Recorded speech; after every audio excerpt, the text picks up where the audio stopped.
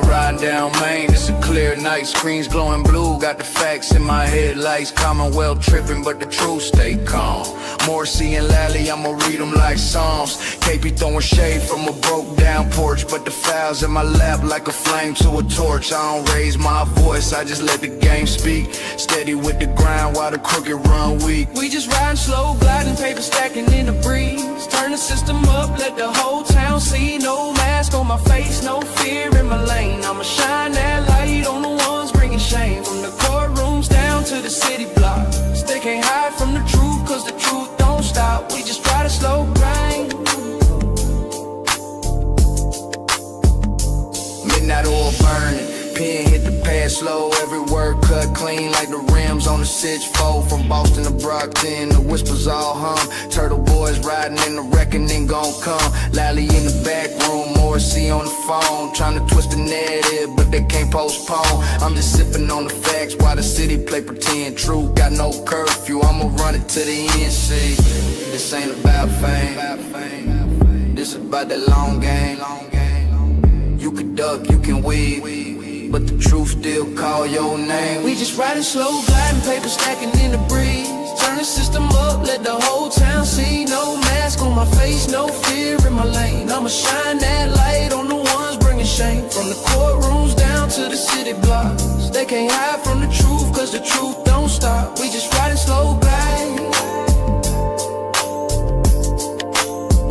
We just riding slow, gliding, paper stacking in the breeze. Turn the system up, let the whole town see. No mask on my face, no fear in my lane. I'ma shine that light on the ones bringing shame. From the courtrooms down to the city blocks. They can't hide from the truth, cause the truth don't stop. We just riding slow, guys. We just call hoes down to the city blocks. We just riding slow, guys.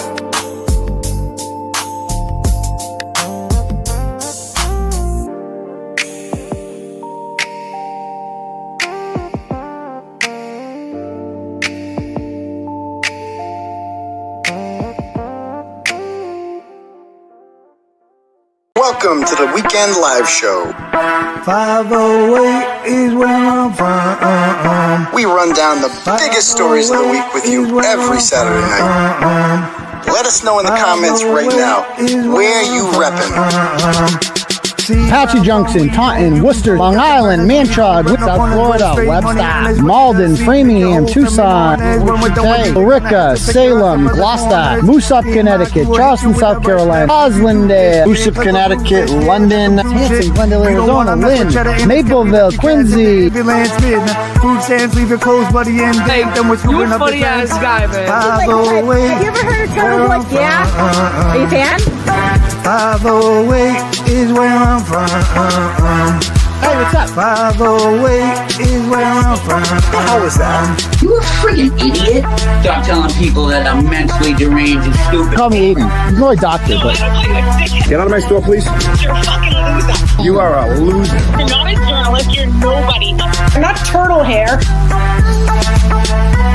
Don't make such fun of the criminal justice system. NFL on the house, blog that. Let's get this party started.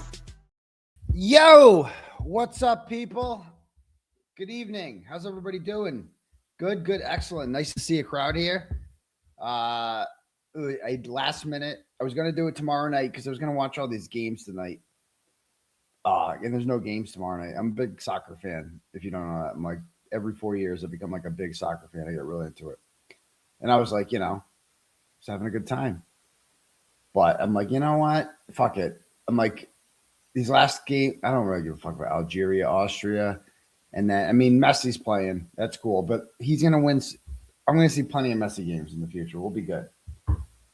How about that last game? Did you guys watch that? Is this not working? Is this not working? Sorry, people like sound sucks. You got that last game there. The Colombia, Portugal game. Jeez Louise, that was fantastic. Fantastic soccer. For a 0-0 tie, that was pretty fucking exciting, huh? So that was fun. Anyway, it's going to be great. USA, go USA. We got, I think our path is clear now. It's really simple. We beat Bosnia. Remember them? Remember them? They used to get bombed in the 90s. They were on TV. So we're playing them. And then we're going to play, we'll beat them because they're just happy to be there. And then we'll probably have Belgium. No problem. Not a real country. Cut through country. Doesn't count. Connecticut of Europe doesn't count. We'll beat them. And then, the real battle starts in the round of 8. We'll have Spain. That's what it's looking like. Spain. They'll probably be the favorite to beat here. And they have a young lad by the name of Lamine Yamal. 18. He's very exciting. We're going to play him. And that's going to be hard. It's going to be hard to beat Spain, but I think we're going to do it. And then probably France. France is no joke. France looks like the best team in the tournament. But by then, we'll have beaten Spain and Belgium, and we'll have like all this momentum. So we'll be, why not us? Why not USA? And then you go to the finals. You're probably going to have Messi there. Probably going to see Argentina just beat them, or Brazil, or whoever the hell comes out of that side. We'll be good. We did lose to Belgium in 2014. Belgium was like really good then, and we were like mediocre. You guys never know. You just got to believe. Wouldn't that be cool though? Wouldn't that be cool if the United States won? I mean, why not? What else are we doing? We got nothing else going on. The Red Sox suck. I know most of you aren't Boston fans anymore, but we blow, so we have nothing to look forward to there. Jaylen Brown's unhappy, so that sucks. It was real awkward. We talked about trading him for the Greek Freak, and then we're like, yeah, psych. We're going to hold on to we can't let the guy from what the hell's his name? Hugo. We can't trade Hugo. He's out of it. Like under no circumstances. He's ours forever.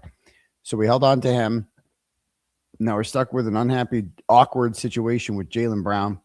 So that sucks. But we got the Patriots coming up, and we'll see. So anyway, that's what I was doing.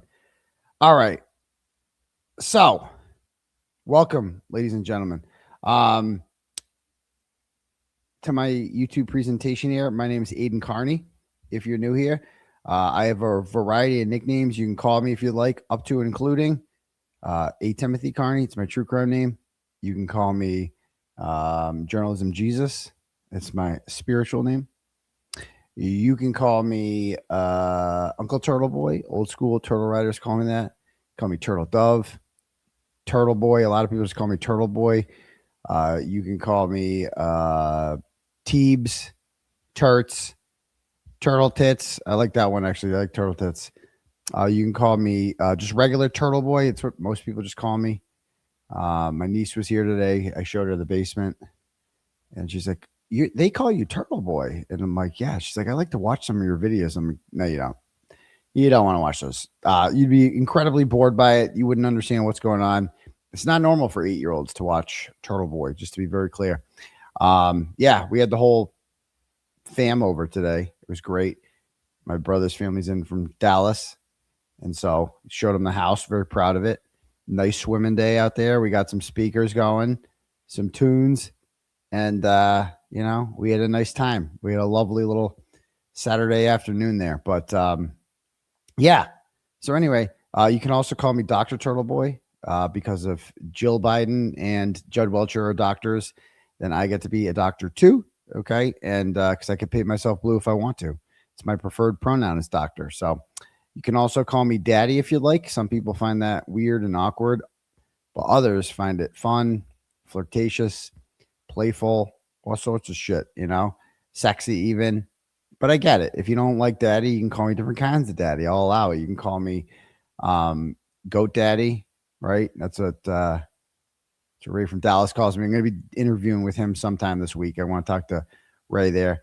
You can call me, Crowd Daddy, Theater Daddy, Brow Daddy, Daytime Daddy, Drama Daddy, formerly Drama Free Daddy, Media Daddy, Mr. Media Daddy, Saint Daddy, and of course, Fridge Daddy, if you'd like. That's my favorite kind of daddy because I will fix your fridge, anyone's fridge, really. Not anyone, but like anyone whose fridge is broken and it needs to get fixed and just wants to get it fixed a lot because I fix it, but no warranty. There's no warranty with Fridge Daddy, so I might have to fix it again. You never know.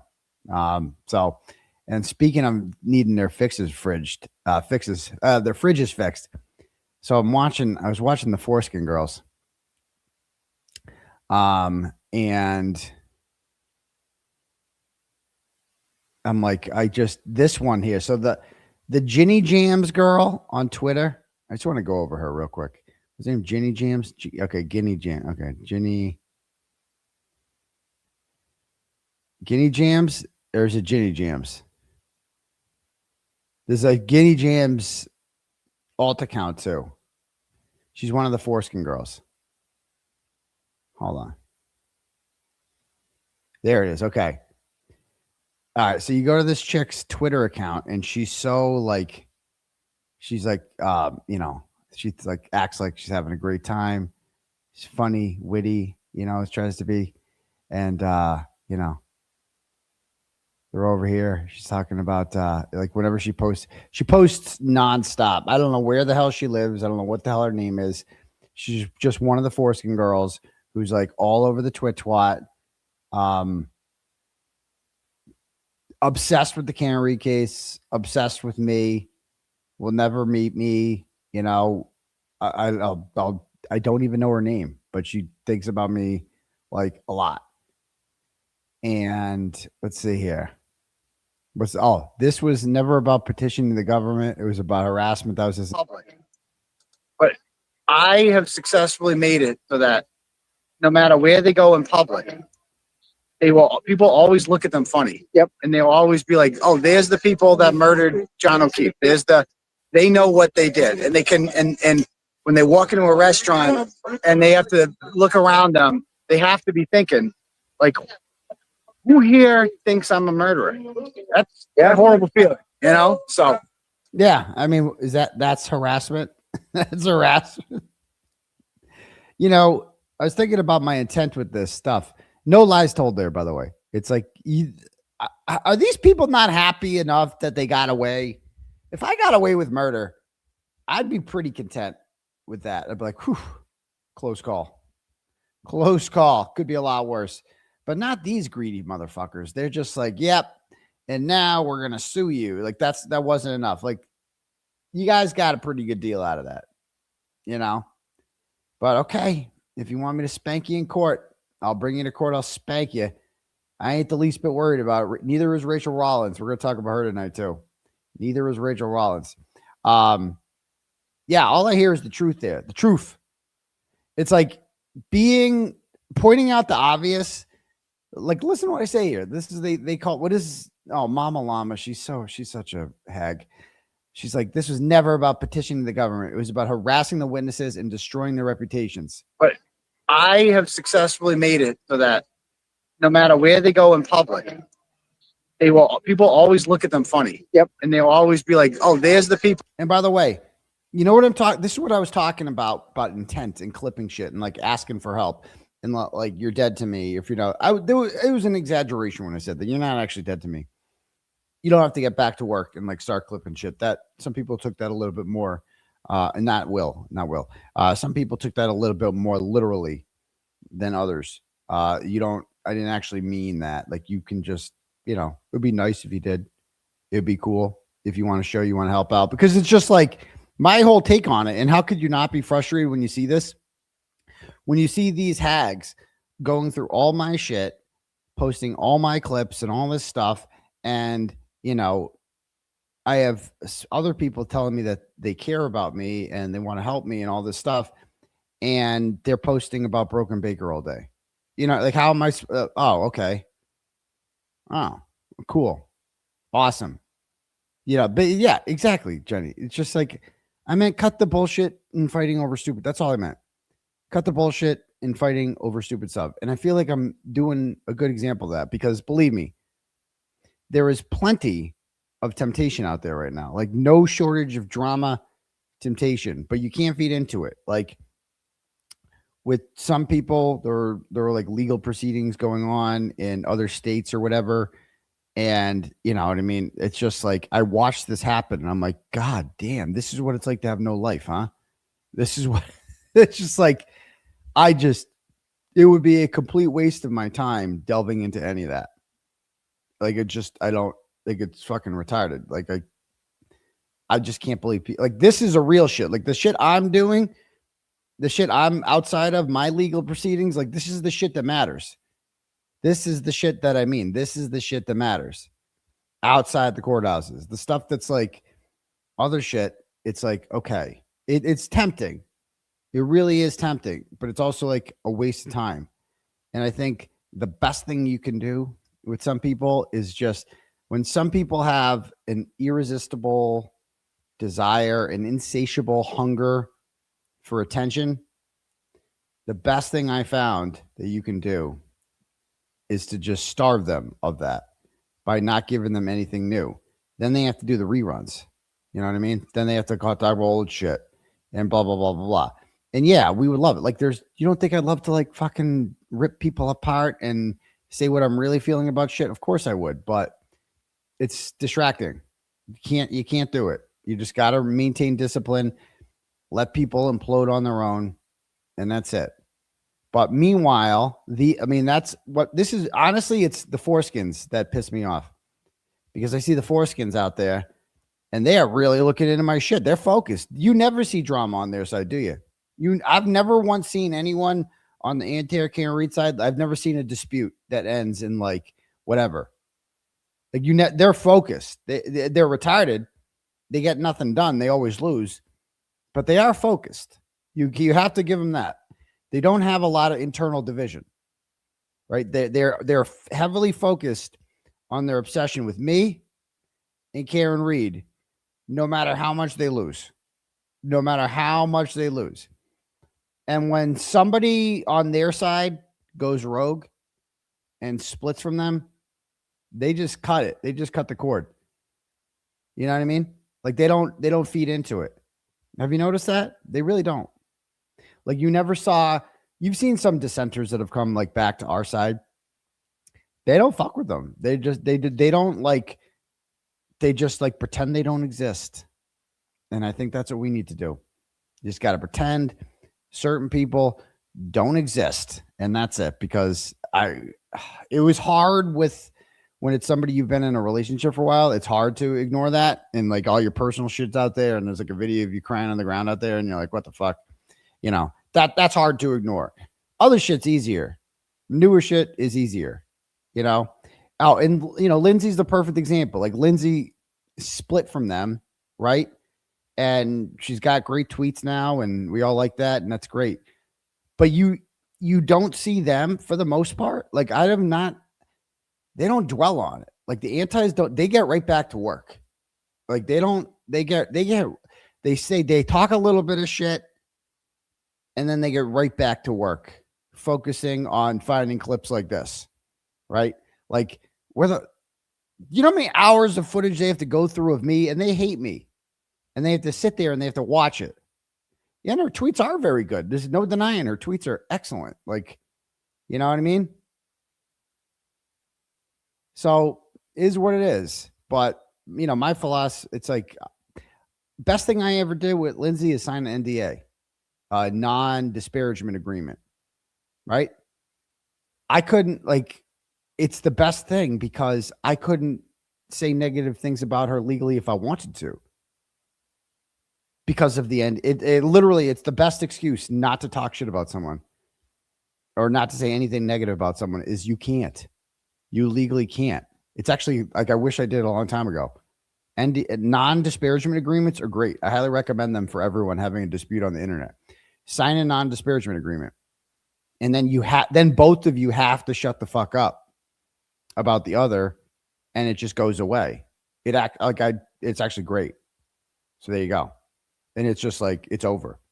It's fucking over. It's just like closure. Closure's a good thing, actually. So anyway, back to these hags. So this hag posts this. Listen to what this is what I say. They say this is harassment. But I have made it so that no matter where they go in public, people always look at them funny. Yep. And they'll always be like, oh, there's the people that murdered John O'Keefe. They know what they did. And they can, and when they walk into a restaurant and they have to look around them, they have to be thinking, like, who here thinks I'm a murderer? That's a horrible feeling, you know? So, yeah. So she's saying that this was not about petitioning the government, that when I said that, it was about harassing witnesses. There's no harassment.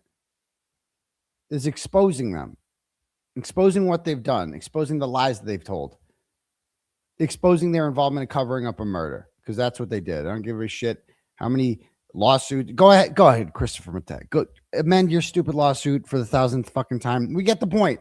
I've said they're murderers like a million fucking times. Okay, they clearly covered up a murder. Clearly, it's undeniable. Kearney didn't murder John O'Keefe. It's bro, it's undeniable. Like Kearney didn't kill John O'Keefe. I think about this every day.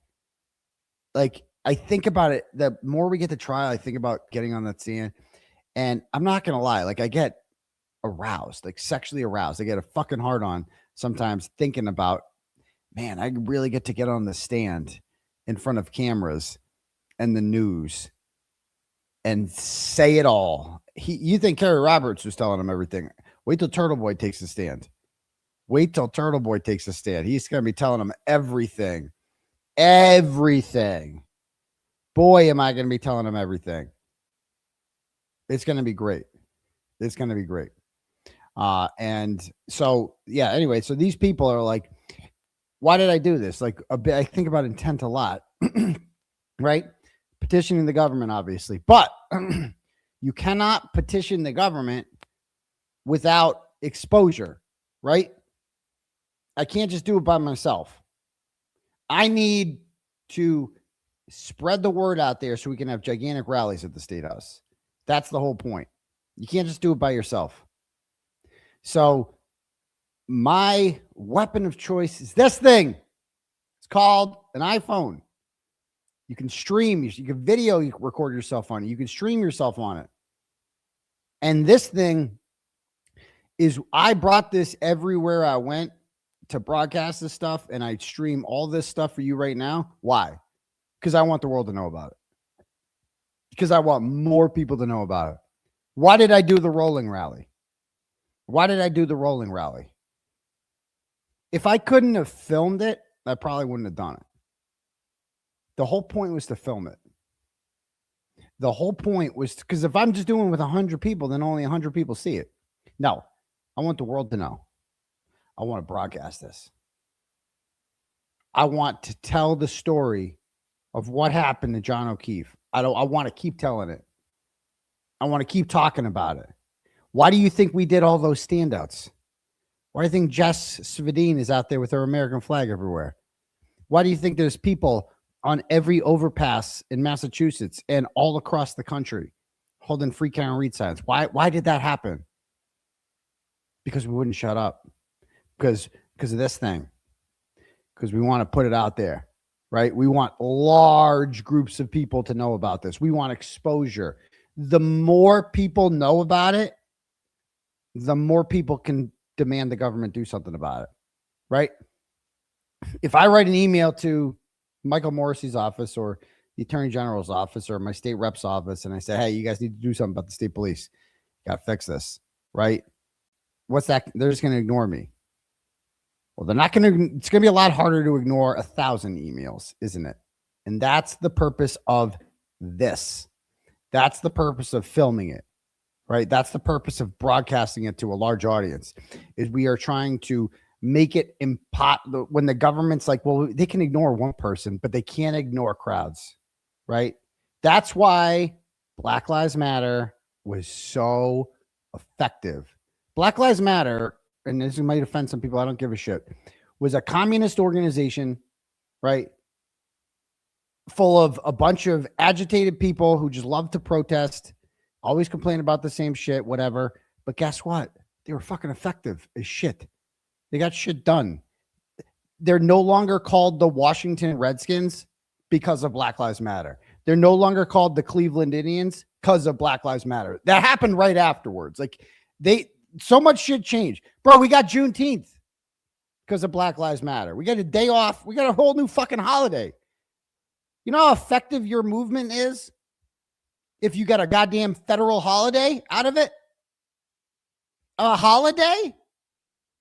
Oh my, there's only 365 days and one of them belongs to them, basically. They got that. Juneteenth. Slavery was always ended on Juneteenth. right? But it wasn't a holiday until large crowds of people took over cities and burned shit down. And that got people's attention, didn't it? Now, we didn't have to burn shit. We didn't even need to go there. No, it's not sounding a bit racist. Who said that? Who said it? I saw the comment there. Claire, I'm going to make fun of you. Sounding a bit racist. No, bitch. It's sounding a bit real. That's what it is. It's a bit real. It's a bit real. And believe me, there was plenty of honkies in the Black Lives Matter movement. Plenty of honkies. And I just complimented you communists. I said that you guys got shit done because you did. Because you did. The whole thing was bullshit. And we don't need to get into all the details of how bullshit it was. But you got shit done, okay? You burned down American cities. They just let you do it. Remember, that was during the middle of COVID. We're all supposed to stay home. And then we decided, but unless you want to burn shit, then go out there and just destroy American cities and shit like that. Have a great time. Knock yourself out. But that's a bit racist. How about go fuck yourself with that? Go fuck yourself. I'm ashamed you remember. Please cancel your membership. Go get in the fucking hole, Claire. You're the first up. You're the first contestant to get in my hole tonight. That sounded bad. Get in the hole. And I'm dirt right in there. Oh, you're so racist. Sounds like you need some more dirt. How about some more fucking dirt? Black Lives Matter. Oh, more dirt. How about some more dirt? How about some more dirt? Get in the hole. Anyway, so that's my whole point, is you need to be effective. You need to broadcast shit. If you can't, I modeled this thing after BLM, right?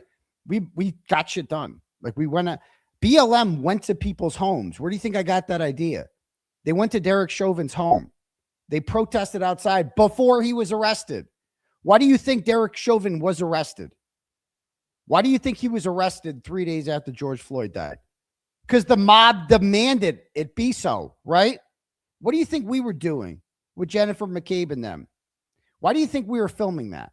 Because we were demanding that the government arrest the bad guys. Do something. That's what we were saying. Do something. No justice, no peace. That was the saying, right? No justice, no peace. We will not remain quiet. Boom. We're going to keep out there. And in the process, in doing so, the witnesses, as you call them, become famous. And when they go out to restaurants, people might look at them with a funny face, right? Good. If that's the worst thing that happens to them, they got out lucky, didn't they? That's not so bad. So anyway, I was here to make fun of Ginnyjamz. So she's like all on Twitter. She's all like, acts like it's unbothered. Like she puts in. So we're supposed to believe that Jessica Leslie's friend reached out to Aidan Kearney, the man who's written 500 plus blogs about it. Wait for it. The Kearney case. But the conversation was only about the CDL indictments. Nothing about the Karen Reed evidence. Nothing about the case that made him famous. To what end? Why seek him out for that? The math ain't math. And so let me explain this to you, retard. So they think that I got information from the federal grand juror, Jessica Leslie, about the Karen Reed case. Jessica Leslie was the grand juror who was on the grand jury, which hears more than one case. They hear a bunch of cases. They go in once a week. They hear a bunch of cases. They hear a bunch of testimony, and they decide if there's probable cause for an indictment. So they were in there, and they heard several cases, and one of them was the Karen Reed one. And another one ended in an indictment was the CDL case, in which the state troopers were taking bribes to give truck drivers CDLs that they didn't necessarily earn. Or they definitely didn't enter. They were basically bribed to do it. That's corruption. That's an easy one. And so I got a Twitter DM, as it turns out, from someone. I didn't even know who this person was. Or I get a lot of anonymous Twitter shit. The anti should know that they have my phone. And they were like, hey, my friend's on a grand jury. And it's the grand jury that I think it said she was overseeing. This person's on the grand jury. And I think they said that's like the same one that does the Kearney case. I'd have to go back and read them. But all they told me for sure, because there was no indictments, was about the CDL case. They go, these people are being, I knew that the CDL thing was going to happen before it happened. I tweeted it out. I don't think they told me that. I think they said that like they're on, I don't remember. I don't want to misquote myself. I got to go back and look at my Twitter DMs. But the bottom line is I got no information from them about the federal grand jury. Zero. No information whatsoever at all about the federal grand jury. Nothing. I had no information and nobody testified. And you know, if Ginnyjamz just thought about this, she would realize that, well, how did the feds catch Jessica Leslie? Well, they caught her because of me, because I tweeted out that I tweeted out about the CDL indictments before they were indicted. They're like, how the fuck did this guy know this shit? How did this guy know? And apparently the feds all follow me. So they tweeted this out. Or I tweeted this out. And then they're like, well, we have a leak on there. And somehow they get figured out it was Jessica Leslie.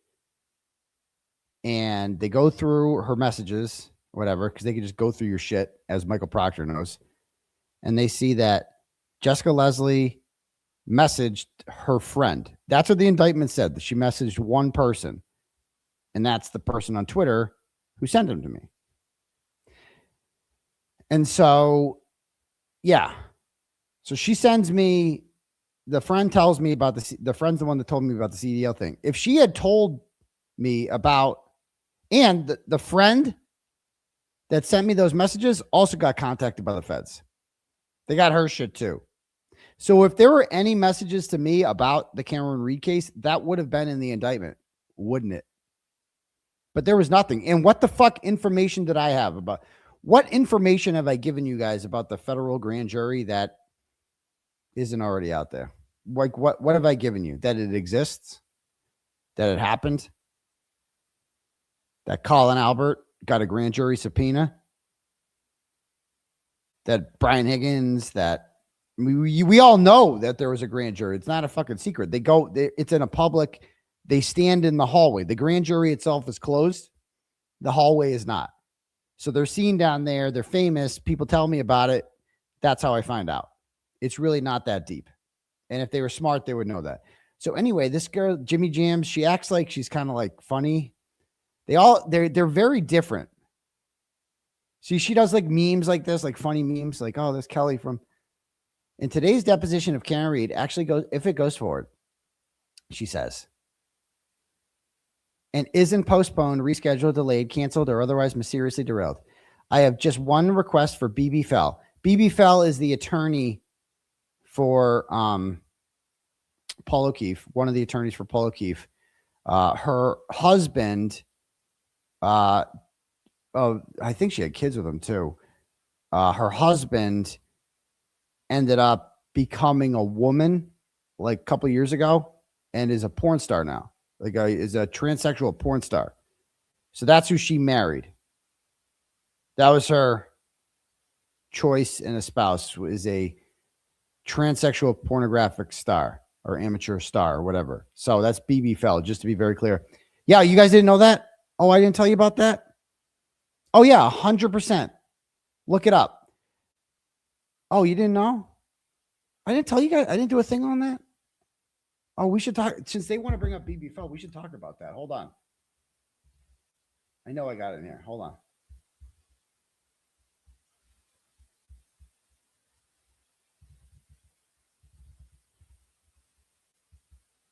How do you spell Bibi Fell?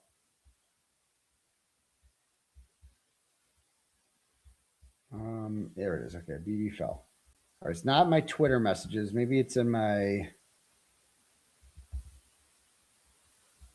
Okay, I got it. Okay, so this is an email I got on October 9th of last year.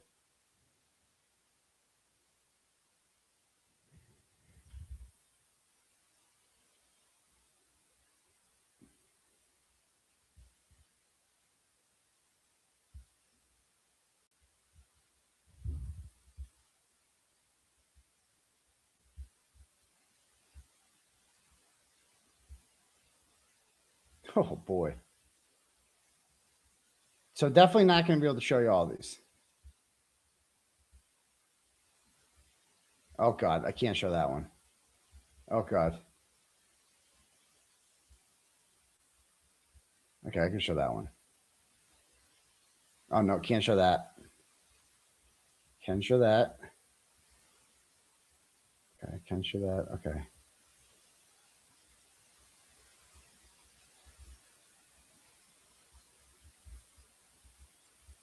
Oh, and the husband is also a lawyer. Well, the husband's a woman now, though. So I don't know. I think it's the wife. Does he become your ex-wife? I don't know how it works with that. I need like an LGBT consultant to keep me up to date on this stuff, but because it's Pride Month and I don't want to get anything wrong here. Okay, so check this out. So this is Bibi Fell, who is I can't show. I was sent pornographic images and stuff. Obviously, I can't show those. So this is where'd she go? This is Bibi Fell. So she's like a badass attorney. Look at her. That's a bad bitch right there. Look at her with the pantsuit. Oh, she means business. Watch out, Karen Reed. She's coming for you. She's a real badass. Except, you know, she's got a nice family, right? Where's her family? Any nice family? Oh, there he is. There she is with her lovely husband. What year is this? 2021. Not bad. Okay. And any other pictures? Oh, here's a nice picture. My wife challenged day 6 of 7. Okay, so I challenged Blake. Okay, so he's daddy. That's him right there. Well, eventually they got a divorce, and he changed his name to Tara. Okay, so he's Tara now, which is great. Be yourself, be your true, authentic self. And here's Tara. Okay, there's Tara. But Tara has a night gig. Tara goes by Dana Delvey. Okay. So that's Bibi Fell's husband. Ex-husband, sorry.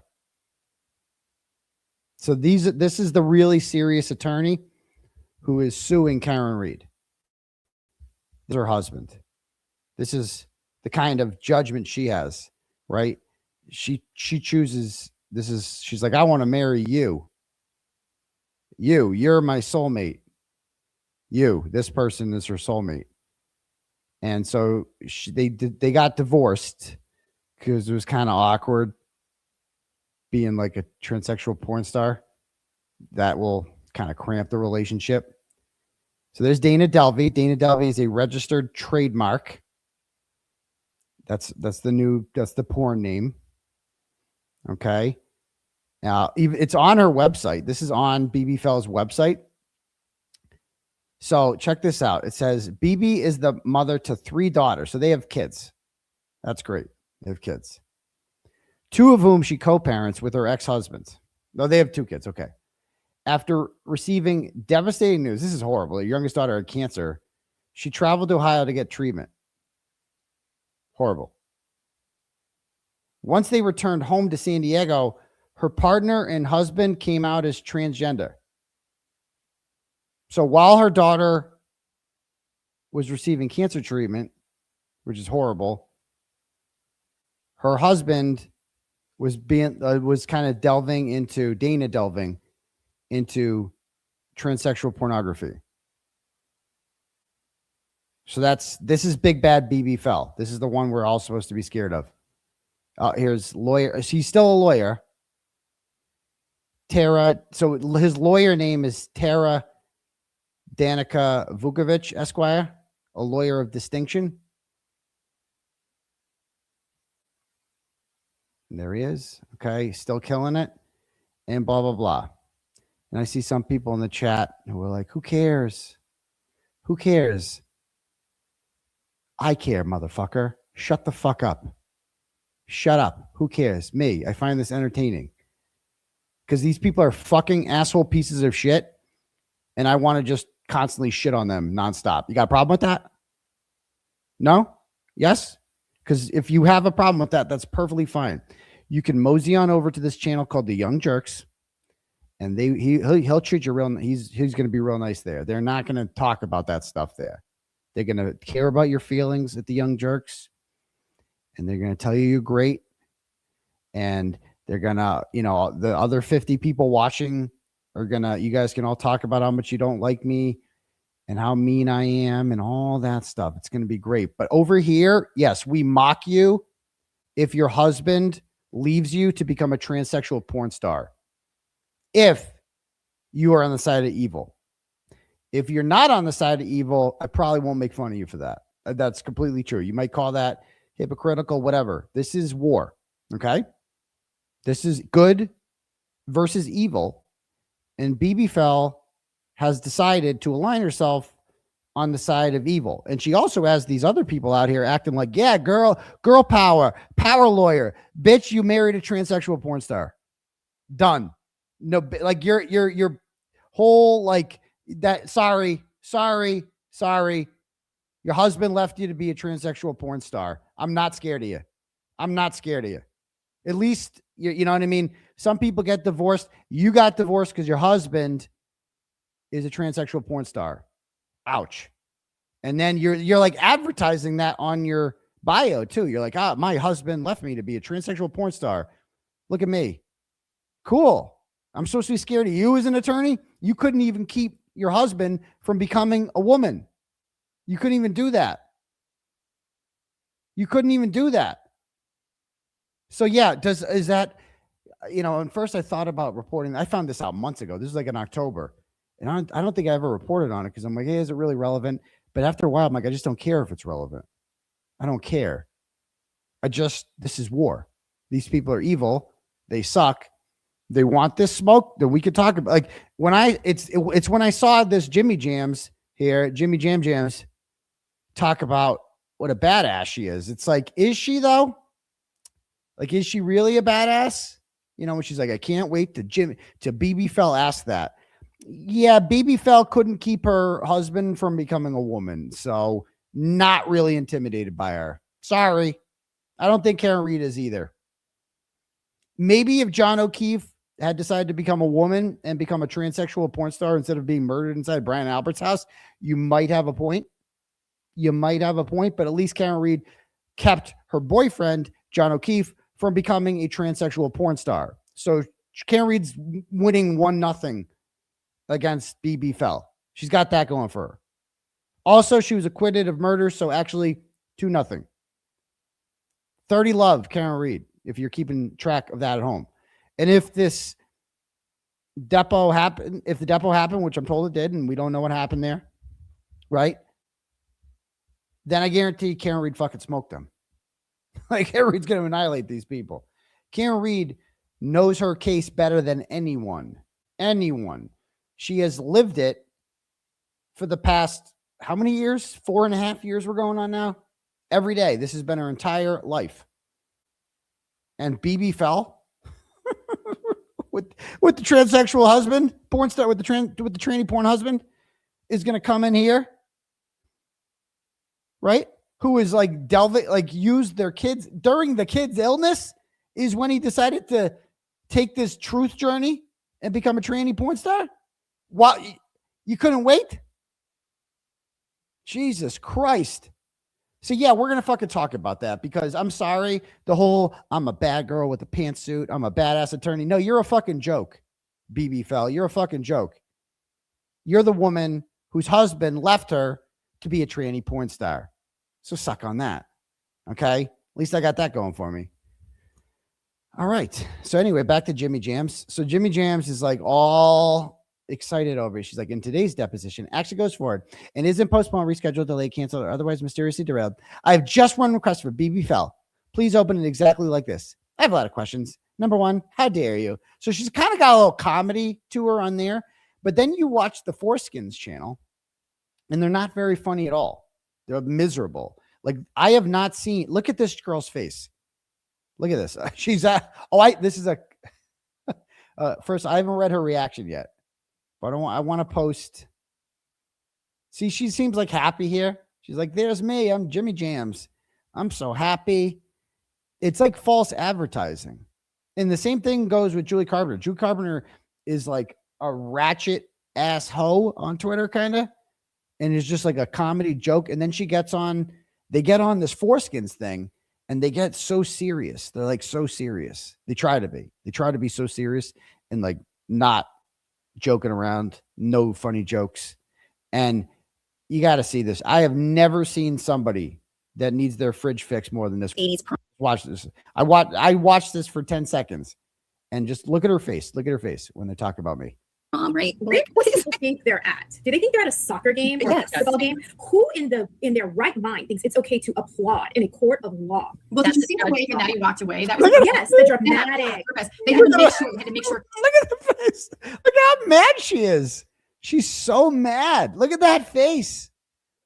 Is that not that's like false advertising? Because you go over to I'd never heard her talk before until the Foreskin started a thing, and so I'd watch her on. I'd see her tweets, and she's like one of those antis that you just like, oh, she's like the crazy anti person. And you could see her tweets, and she's got like a huge smile on her profile picture, and then like her tweets, like she does funny memes, some GIFs and stuff like that. And then you go over to the Fourskins channel and you see this. You're like, bro, why are you so angry? You're so mad. Look how mad she is. Like, look at her face. Look at this face. Look at this. Look at this. Look at that. Look at, oh, I'm so mad. Look at this. Oh, man, look at her. Look at that face. Oh, yeah, there's a good, there you go. There you go. Open wide, dear. You'll be a lot happier. What else? Oh, not wide enough, though. Not wide enough. Let's see. Look at her. Get mad. Get mad. Get mad. Get mad. What do you think about Turtleboy? What face do you make? There it is. There's your Turtleboy face. There it is. Look at her. There's the for get real mad. What do you think? What do you think about clapping in the courtroom? Do you like it or you don't like it? I don't think she likes it. I don't think she likes it. They're so mad. We have so much more fun than they do, don't we? I feel like it's just we have a great time and they're just miserable, and that sucks for them. So there's Ginnyjamz. So she's real mad. And I will not fix her face because I'm like, I just see that face and I'm like, that I know that face. That is the face of a woman. And put your kids' earmuffs, put them away. 10 seconds. Go away, kids. Okay. That is the face of a woman who hasn't had an orgasm in at least 20 years. Like just or ever. Like she just needs it. She needs a good old fridge fixing. All these bitches do. The fact that they have so much time for this shit and they're mad at Kearney because Kearney was getting her fridge fixed, wasn't she? Oh yeah. John O'Keefe was delivering, wasn't he? And they're mad about that because they look at John O'Keefe and like, I wish John O'Keefe would fix my fridge. What's wrong with me? Why does John O'Keefe always go for the Karen Reeds of the world? Why doesn't he go for me? I got an ass. She's got full river accent, no ass, right? Like, come on. I'm really exciting in bed. Fuck me, John. Fuck me, John.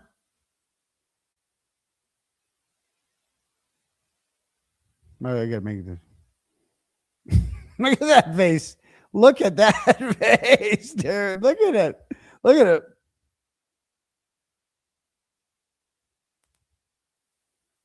Imagine being this perpetually mad. They're so mad all the time.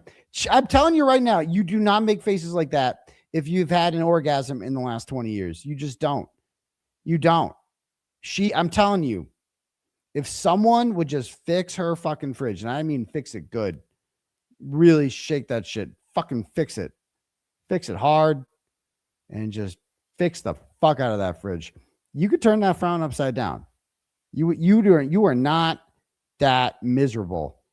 I'm telling you right now. And I see that that's a Yellowstone face right there. That is a Yellowstone face if I've ever seen one. I'm just saying. All right. Anyway, if you guys want to have your messages read out loud to the class tonight, you can click at the link at the top for Turtle Chat, or you can cash at me at $sign Uncle Turtleboy, and we can do it that way. I love offending people. I really fucking love it. It's one of my favorite things about being me is like the next day waking up and seeing all the people who are offended by it and loving every second of it and just not caring. I fucking love it. I fucking love when you people are offended. I love it. I'm going to love it so more in December when I am acquitted. Even Rachael Rollins says I'm going to be acquitted. She loves me. We're going to talk about that too. All right. Let me read some turtle chat, shall we?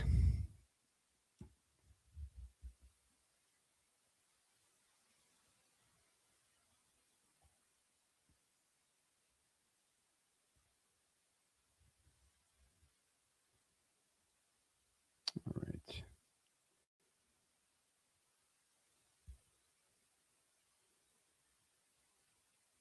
All right, here we go. All right. First up, and then, by the way, if anyone wants to cash at me too, $ Uncle Turtleboy does the trick, and I will read your message out loud that way. I noticed that Judge Jolene has, she's gotten in on it. I've gotten in the way here because Google takes like 30%. What do they take? They take a big percent. I think 30-40% of your earnings. It's a lot. And, you know, so I just started doing turtle chats, and so it's just like off screen. You just don't get the Nan Gallagher big red whatever shit. So that's not good. But if you want attention, this is the wrong. I mean, you still get attention. I'm still going to read your thing. So no, so she does the JoJo chats now. That's what she does, which is she's just like, and she credited me. She's like, I got the idea from Turtle Chats. It's just her fucking Venmo. It's great. So yeah, I mean, I actually built a Turtle Chat platform too. You can do that too. Or you just ask people to Venmo you. It's the same. It's the same concept. It's the same concept. People are like, she's a bully. She's a comedian. I didn't realize it. I usually don't think women. I didn't read yours. Oh, that's the disclaimer. That's the same disclaimer as last week. Or last Tuesday, whatever. No drama. Well, certain drama we're not going to allow. About other content creators. Let's just put it that way. That are, you can take that anywhere else. You can, and by the way, they're also saying that because I told people that if they want to watch drama, they can go to Judge Jolene or The Glare or whatever. And they're like, see, he's directing people to her. Bitch, I said, I'm not talking about it. I said, if you need your fill, go there. Okay. If you need your drama, like a lot of you guys are dope. That's like dopamine for you people. Like you fucking need it.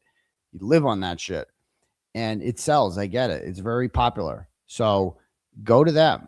She will fill you up. She will fill your drama dopamine tank all the way to the top. You can have a great time over there. And that's her thing. And that means I don't need to talk about it, do I? Because you could just go over there. And the interesting thing about her is where the fuck did she come from? Like she knows everything. Like it's wild. She knows like Danny Chat Rats.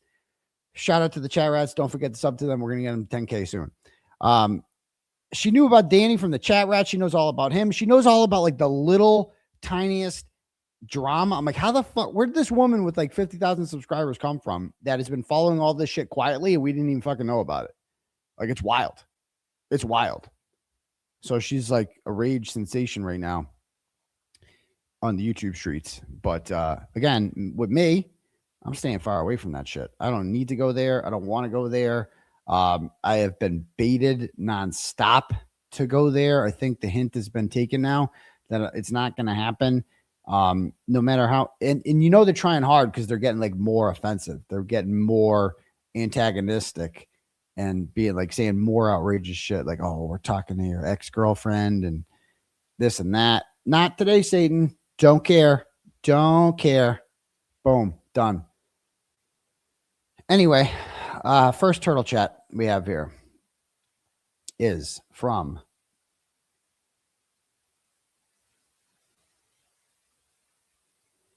BBR Felix. Sends $10 and goes, could Karen sue Auntie Bev for civil rights violations, or is that dreaming too big? Okay, so once in a while, again, if you send in a turtle chat, this is the thing about Turtleboy is I might offend you. I'm not afraid to make fun of people who give me money, and I have to make fun of you for that, sir or ma'am. BBR Felix, can Karen sue Auntie Bev for civil rights, or is that dreaming too big? Not only is it dreaming too big, it's retarded. You cannot sue Auntie Bev for being a cunt. As much as we'd like to sue Auntie Bev for being a horrible cunt, can't do it. Like, what would the law should even be? What would it be? I don't like your attitude, Auntie Bev. You're unfair. You're biased. I don't like the things that you said about Karen Reed and the general cunty attitude you displayed on the throne. You can't do it. So no, dear, you can't. Thank you for the $10. And I know you mean well, but that's rules are rules. Rules are rules.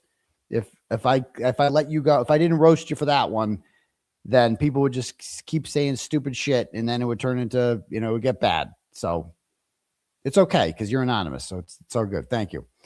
Yellow Lead Betero sends $5 and goes, "You have the truth on your side." Yes, it makes it so much easier when you do, doesn't it? The Albert Family Rock sends $10 and goes, "Colin's background check when he enlisted should show that he's got too many complications to ever be trusted with a security clearance or a firearm. I'm surprised they accepted him." Excuse me. If he was less than truthful on his paperwork, he'll be in deep shit. Maybe. I don't know how that works. Never joined the army. But much respect to the troops that did. Next, Holly Johnson sends $25, goes, "Not knowing what you will say next is part of the fun experience of your podcast." Stop right there. Yeah, that is. I didn't know what I was going to say tonight. Everything I've said tonight was not part of what I've said tonight. We've been not part of the plan. Again, we've been live for an hour right now. We've talked about the case, right? We've talked about like players in the case and the lot different things. But none of this was planned. I wing everything. I do have some stuff to talk about. I always have a backup. I always have something to talk about just in case I can't bullshit my way through 3 hours of content. But yeah, tonight's a perfect example of that. I'm a bit curious. What were you like as a child? How did your parents influence your life today? I would be willing to bet that you taught them how to raise you. I did, I think. But isn't that the case with a lot of kids? Thank you for all you do and have done to expose corruption and help open our eyes. The entire debacle one could not make up. What was I like as a child, and how did your parents influence your life today? So I was always trouble. I was always up to no good, sneaky. Like, for instance, my mom said that when I was 2 years old, I thought I was like wicked sly. I would try to, whenever I wanted to do something like naughty that I knew I wasn't allowed to do, I just fucking knew it. By 2 years old, that there's rules, like there's some shit you're not allowed to do or whatever. You can't just do anything. You might argue over it, but you're going to lose. And so, but I was crafty. So I would say, "Mommy, go to kitchen. Daddy, go to kitchen." That was code for, I'm about to do some naughty shit that I don't want you to see. And I thought I was being like sly. Like, oh, they'll never figure out what I'm up to now. They figured it out. They knew. They knew what I was doing. And yeah. So, yeah, but how'd they influence my life today? I don't know. By like not letting me get away with bullshit, by always holding me accountable, by like knowing what I was up to. And I don't know, just like we never had like TV in the house. We never had cable TV. We were big into reading and like the arts and shit. Like I play several musical instruments. Oh, and Carrie's a new member. Great to see you, Carrie. We love you. Thank you. I play several musical instruments. I played the piano for 7 years. I can play Furley's if you want me to. I play the trumpet. So me and Courtney Proctor have that in common. We're both skilled in brass instruments. I can play a couple woodwinds, but like not like fluently. Like I know how to make the sound with a clarinet and a saxophone, but I can't like play it that well. Basically any brass instrument you put in my hand, I could pick that shit up in 5 seconds because it's all the same shit. It's all just valves. That's all it is, and making sounds. And so, yeah, I never learned the guitar though. That's one thing, but because that was too trendy, my mom wouldn't have done that. She'd be like, no, that's Satan's music. No, she wouldn't have said that, but she's not into the trendy shit. So yeah, I played a lot of instruments. We did a lot of theater. I was in plays and shit when I was younger, musicals, but I wasn't very good at singing. I was in the school chorus in middle school, and until I had a solo in 7th grade, and my voice started changing right in the middle of the solo, like what happened to Kevin from the Wonder Years. Like it literally right in the middle of the song. I was singing The Little Drummer Boy. It went terribly wrong. They're still talking about it to this day. Look it up. 1993, Sullivan Middle School. Horrible. I ruined it. But no, it was 90, would have been 95. 95. Okay. So there we go. All right, next. Sean Bucci, my guy. Sean, I got your gift. I don't know how long it's been. I think the postman just puts it in my garage when I leave the garage door open, and I didn't realize it was there. And I opened it up, and it was a really interesting gift. I appreciate that, sir. Sean Bucci, if you're not aware, is the guy that Leah Genduso sent to jail for 10 to 12 years by snitching on him. Leah Genduso was a drug dealer and a money launderer who had an operation with her boyfriend, Sean. Not drug. They sold weed. Okay, big deal. But back then, it was like nobody fucked with that shit. And so it was like minimum mandatory shit. So the U.S. Attorney's Office actually prosecuted them. And Genduso had to testify against him to save herself from going to jail for 2 years, and did so. And so he went to jail for like 10 or 12 years or something. Anyway, I was the one that wrote about it, and she became a state trooper after that. And so I wrote about it, and then he got out of jail, and him and I have been in communication since then. So anyway, he sent me a nice gift the other day, and he said, I've always felt like the lying house chooches strategically started this ridiculous lawsuit against you as a way to force you to divert funds from your criminal defense. I would not be surprised if they dropped the lawsuit last minute when they realize their plan is not going to work because you have so much support. Looking forward to seeing you win your motions, and if that's necessary, the ultimate victory at your trial. Free Turtleboy. Oh, love hearing that from Sean Bucci. Thank you. So yeah, I mean, it is. I'll be honest with you. Like it's a money crunch for sure. Like I was not expecting that. Like, I mean, I thought I've been waiting for them to sue me, and they finally waited to the last minute, and they sued me right after I bought a house. But I can raise it. Like we'll make it happen. I do look forward to the day when I can like make money and keep it. That'd be really sweet. Instead of blowing, I think I haven't added it all up, but on legal fees, I would say at least got to be close to $750,000. Getting up there. We're going to be getting to $1 million soon. Like $1 million fucking dollars, dude. Crazy shit. Gone. Just gone. Like what the fuck? So anyway, it's not cheap, but you're right.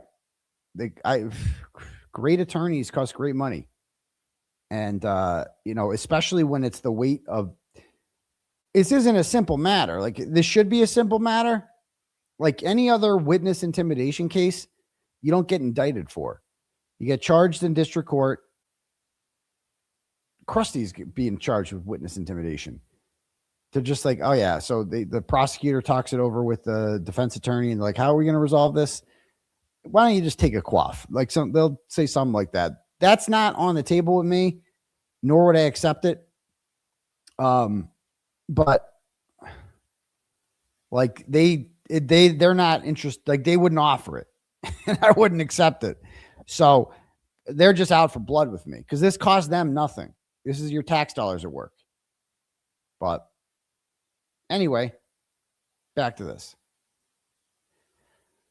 Harmonica Henry's low flow showerhead apology, aka Hank, sends $5 and goes, apparently Hank was asked to chaperone a cotillion, and some attendees were still upset that he lost the case and took the money and ran. Really? And then they sent me a YouTube video. If this is Hank getting yelled at a kid's dance, I am going to lose my mind. Oh, stop it. This kind of does. I can't play it because it's copyright, but it is a funny video. Thanks. All right, next.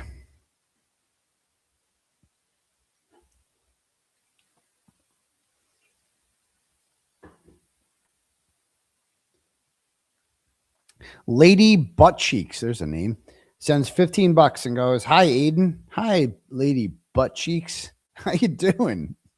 Say hi to Cheese Dick for me. Thanks." Asserin Fish, my guy, sends 25 smackaroos and says, "Listen, Turtle, was pleasantly surprised to see you go live tonight as I sat in the Chick-fil-A drive-thru tonight, shaking my head and sneering at that stupid-ass perm haircut all the kids seem to be wearing these days." Do kids do that a lot? I don't know. 2 Turtleboy quotes from the October 1st live show, if you want to share them with the class. The first is, "I'm trying to make sure an innocent woman doesn't go to jail and a corrupt system gets exposed and a murdered cop gets justice. That's what I'm doing. I have the power of the pen. They have the power of the state. They are going to try to hang onto what little bit of power they have to try to shut me up. And that's why they're going to try and lock me up. They will try to lock me up. They might do it. They might arrest me for this. They are willing to abuse their power and arrest innocent people." I really said that on the October 1st stream. I got to hear this now. Can we go watch that? Hold on. Now I have to see this. Got a YouTube studio. We're getting close to 164,000 subscribers again. Looks like some of the bunions made it back here, didn't they? I think they came back. They came crawling back. They always do. No, I'm going to unsub. I'm going to unsub. You'll be back. You always come back. Okay.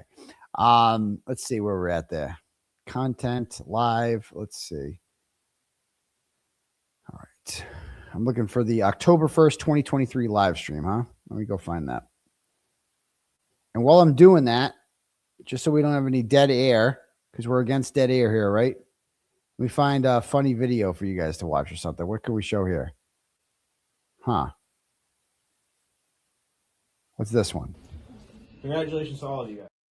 No, that one's gay. Better than everyone else and above everyone else, and they can just do and say what they want. Our good friend Nan Gallagher made this statement, okay? Statement that she had threatened, I guess, Jess Machado with legal action about something she said about LTL. Now, again, I don't agree with whatever the hell Jess rants around about when it comes to LTL, but I'll tell you this. Threatening legal action, Nan, isn't going to get you anywhere, not with me. I still have a First Amendment freedom of speech to give my fucking opinion, and my opinion is you're a shitbag. You're a shitbag who shared a recording, a voicemail of a woman asking for legal advice. And you shared that with the man that you know she has an order on, the perpetrator, the abuser. You threw your ethics as an attorney out the fucking window. So your threats to people of lawsuits didn't work over here. I'm laughing at you. That's ridiculous. You can't sue somebody for their First Amendment freedom of speech right to give a fucking opinion on how you suck. You can try if you want. Good luck with that, though. Let me know how that works out. Let me know how that works out. Let me know. I'm tired of this shit. I am tired of these people acting like they're fucking high and mighty, including Jess. Thank you so much, Twisted Evictions there. Evicted Charities, whatever your name is. All right, thank you. All right, so I found the October 1st episode. Let me see if we can find that clip.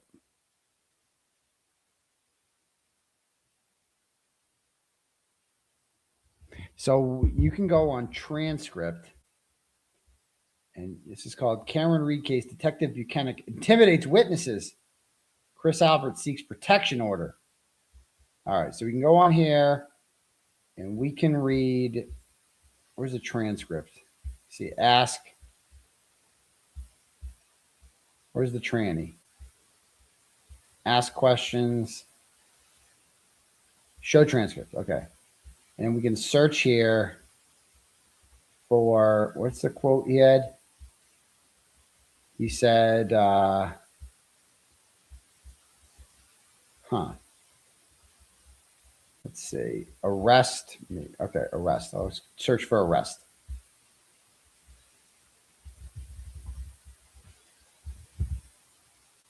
All right, let's see. What a coincidence. What a coincidence. She was, I don't know. She's friends with Terrence Colley, my other account, not Clarence with Emerson.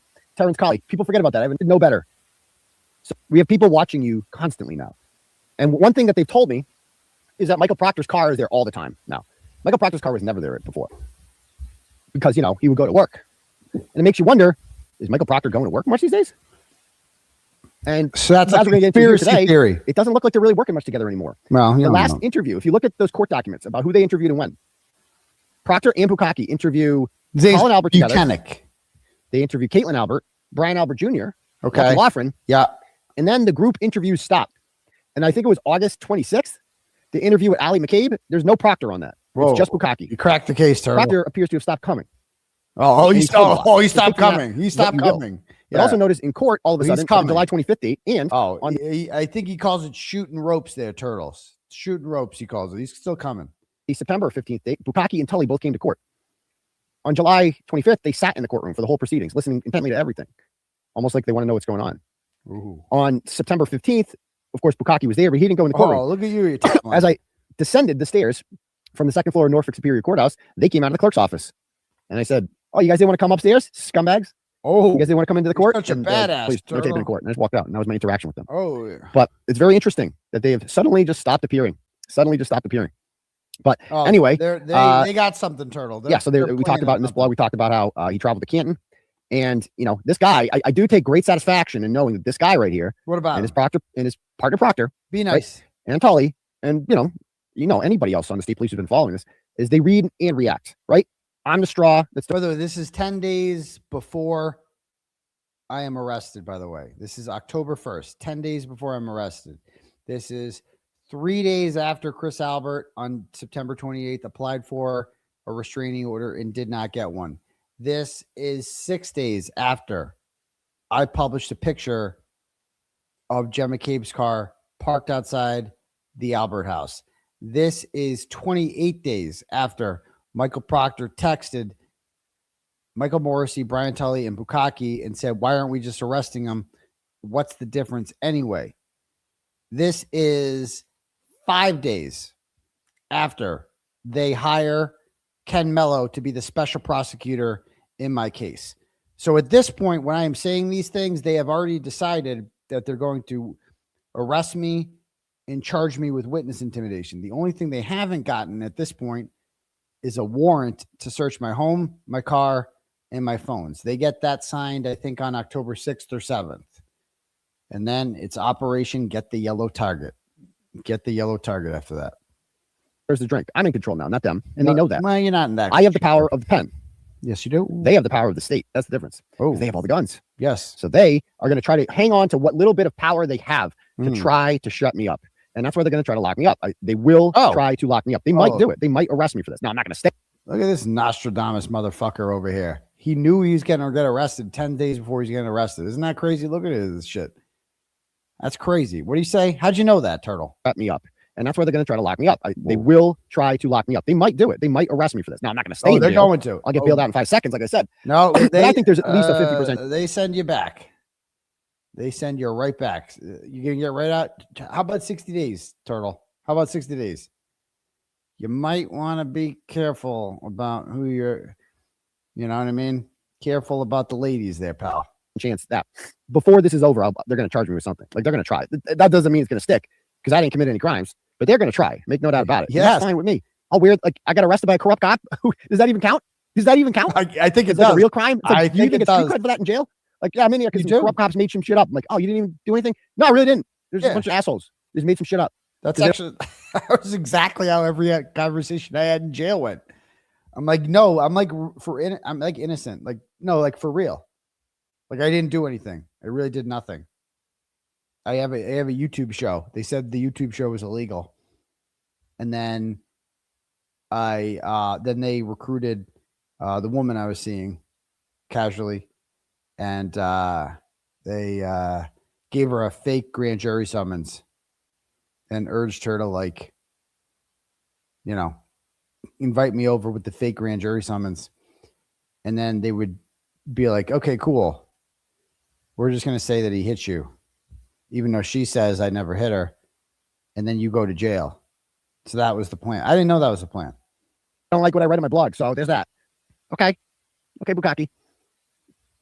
And it's only going to prove everything I'm saying right if and when they try to do that. Because what have I said about these people from the beginning? They are willing to abuse their power and arrest innocent people in order to shut them up and cover up for assholes. Oh, we're playing. And if they do that, they'll be proving me right. Oh, yes. So, oh, yes. I'm not afraid of jail. Not afraid to spend a night in a can. Oh, you certainly. A night. How about 60 nights, motherfucker? Not so tough then, huh?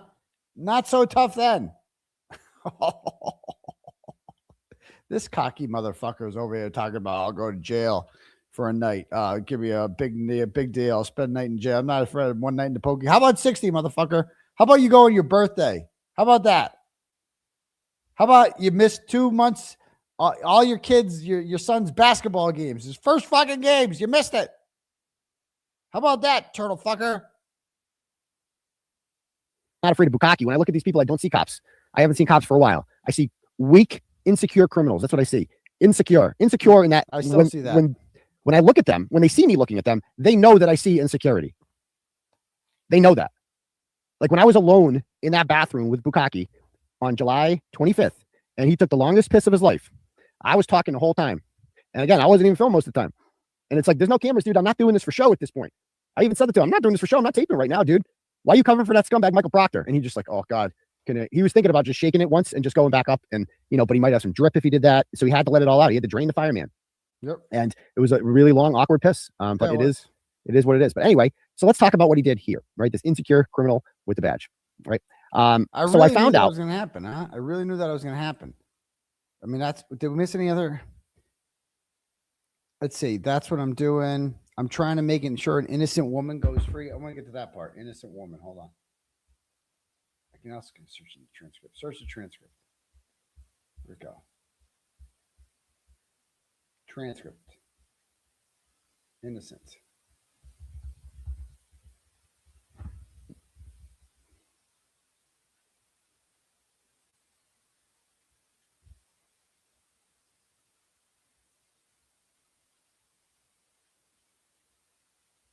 Oh, here it is. Okay. I'm trying hockey. I'm not even remotely scared of you. Not in you should be. That what you're doing is a sign of desperation. And I cannot wait for the mugshot. The Turtleboy mugshot. Oh, wait, hold on. An hour later, he saw a Ford Edge parked outside of the house. He told me it was not Brian Albert's Ford Edge, which is believable because everyone in the Albert home seems to own, everyone in the extended Albert family seems to own a Ford Edge, including Colin Albert, Tristan Morris, who's banging Caitlin Albert, and possibly Kevin Albert as well. They all seem to own Ford Edges. It's got good gas mileage. So I write this story. 2 days later, Tweedledee and Tweedledum, Proctor and Bukkake, they go down to Kin and they interview him, not to actually find out what actually happened, but to find out what he knows, what he was asked by the FBI. About you. That's what really scared him. When they found out he had been questioned by the FBI, the FBI is watching them. They also want to know about you with your pop. They wanted to know all about that. Yeah. Okay. And they wanted to get me. Oh, nice cup. Oh, nice cup. Nice Bukkake sits at home and he's thinking about me getting locked up, thinking about how he's going to, like I'm telling you guys, it's going to happen eventually. I would bet money somewhere along the line before this story is over, this guy is going to try to put me in handcuffs. I will bet you anything. And he might. This Nostradamus motherfucker. How did he know that? How did he know that? He knew that 10 days before. He's like, I'll bet you anything. Well, you won the bet. Because he has the guns. Like when you have all the guns, you can do whatever you want. And that's fine. That's fine. And I just want to make it clear to Bukkake.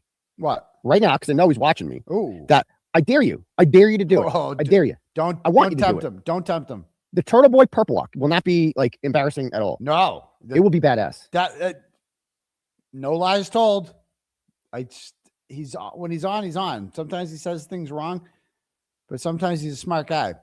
The Turtleboy purple walk. Remember the Turtleboy purple walk was when I yelled at the media, hope they find that Ford Edge. Hope that I was obsessed with the Ford Edge. I still am. I'll never get over the Ford Edge. That's like the Ford Edge is to me what the shoe is to Will, right? It's just the Turt walk. Yeah, the Turt walk. That was a badass Turt walk. Just yelling about a Ford Edge. I want it to be on film. Oh, yes. I want you to get me with my head hanging high, looking fully confident, knowing that what you're doing is a sign of desperation. Yes. And I cannot wait for the mugshot. The Turtleboy mugshot, if and when that comes. Yeah, it's coming. Is going to sell over 100,000 t-shirts. I will guarantee you that. It's a little getting ahead of yourself there. 100,000 Turtle. You ain't that special. You know, those are like, that's like Machado numbers. Like you're not selling that much merch. Okay. 100,000 shirts, getting a little ahead of yourself, pal. Okay. Maybe, how about we start at 100? Can we start at 100? How about that?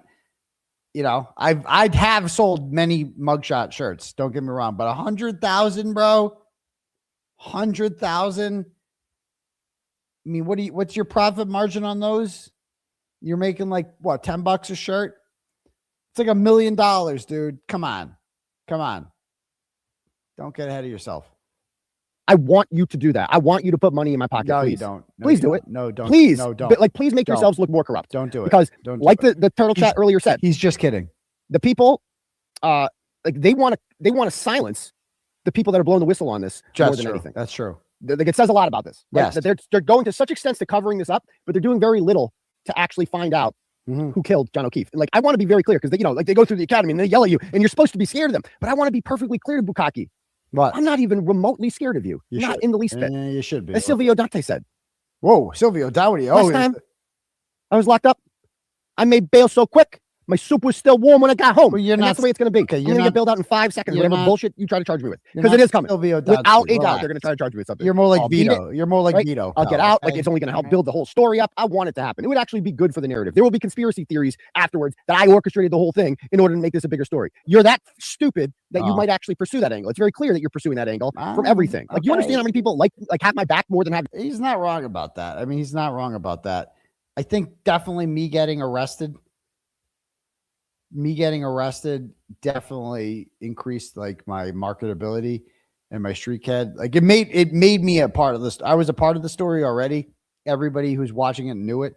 But once I was officially arrested, and now I'm like perp walked, it's on the news. Like that's when there's no like denying it. You're like, dude, this guy was a big fucking part of this. Like you can't tell the turtle. October 11th, 2023 officially became the day when you could not tell the story of Karen Reed without telling the story of Turtleboy. You couldn't do it. And that was the day. You're back. Dude, do you understand that? The army behind me, nobody likes you. You're Bukkake loser. That's what you are. You are.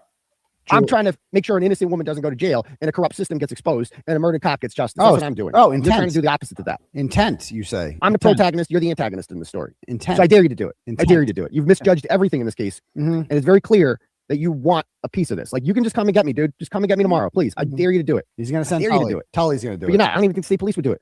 Because state police don't like you either. I talked to a lot of state police. They're going to do it. They don't like you. They're just like, how the fuck is this guy in the job? It's a joke. It's a joke. Everybody talks shit about you. Nobody likes you. It's you, Proctor, and Tully. That's it. And Garino. You're all going down together. You all want to do this? You can all go down together. You can all get some. All you corrupt assholes. Well, that's true. They could get. Anyway, I mean, since this rant, Tully has retired in disgrace. Proctor's proctoring. He's literally having a panic attack. If you missed that, I have a picture of Michael Proctor in the middle of a panic attack outside of the deposition room. He had to leave the deposition room because he was, I don't know if he's faking it or whatever. It might have been real. I don't fucking know. I'm not unlike some people on the internet, I'm not like a doctor that can diagnose other people's fucking panic attacks by looking at them. But he was having a tough time and I can't show it to you. And people are like, well, why can't you show it? It would reveal the source.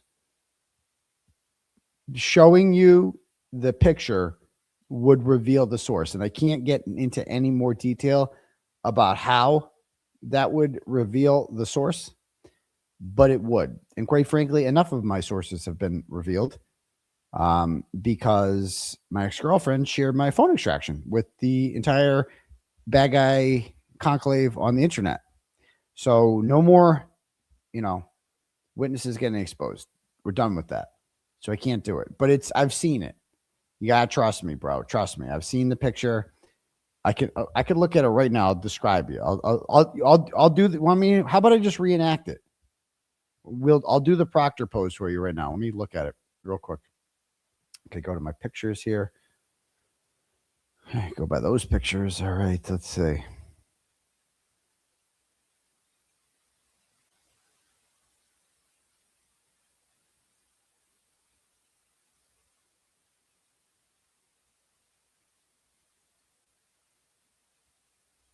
There it is. Okay. I'm going to put it right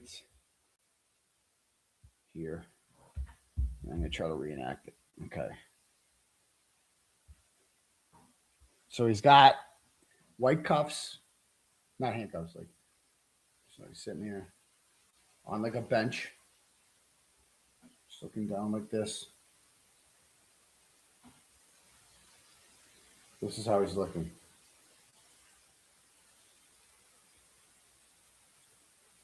That's all he's doing. He's going like this. It's so, like, you just see him. You're just like alone. Like, that's a guy who gets to see his kids like every other weekend. His wife has left him. He's living with his sister. Everybody hates him. He's like the biggest villain in the world. And guess what? Like, fuck you. Like, good. I hope it hurts. I hope he's not suicidal, because that would give him an out that he doesn't deserve. I don't want anyone to kill themselves, especially him, because I want him to be in a position where he wakes up every day and he wants to. Like, he's like, I wish I could just end this to make my pain go away. But he can't. Like, it's just too hard for him. Like, it's like he's too scared to do that. Like, I want him to be in that position and it just fucking hate himself, because eventually Proctor's going to crack. I think that's the name of the episode tonight. Like, Proctor has to flip. He has to. He's got to tell the truth. Why the fuck is this guy not flipping on everyone? That's the question. Everyone around him, even though many of them have had their reputations tarnished, whatever, like, nobody has actually suffered financially. None of them. John McCabe's still going to Aruba. You going to Aruba there, Chip? You going to Aruba? I don't think so. I don't think so. I think the vacations with your kids are over. You might go to Kearney Lake Park, but that's about it. That's all you're getting, sir. Nothing else. That's as good as it gets for you, Kearney Lake. And I don't even think you're going to get that. Maybe Whalen Park. It's a whale of a time. Maybe you can go there instead. I heard it's closed, though. So he's not even going to have fun. Like, he's just going to be miserable. If I were him, you're looking around all these people. Nobody's really suffering like you. And you're like, wait a minute. Why is it just me? You know, it's not fair. Why is it just me? And eventually, like, do you think Bukkake's taking his phone calls? Actually, that's going to be a question I'm going to ask right now. I'm going to ask the chat that question. Like, do you think Bukkake talks to Proctor anymore? Let it go. All right, pull.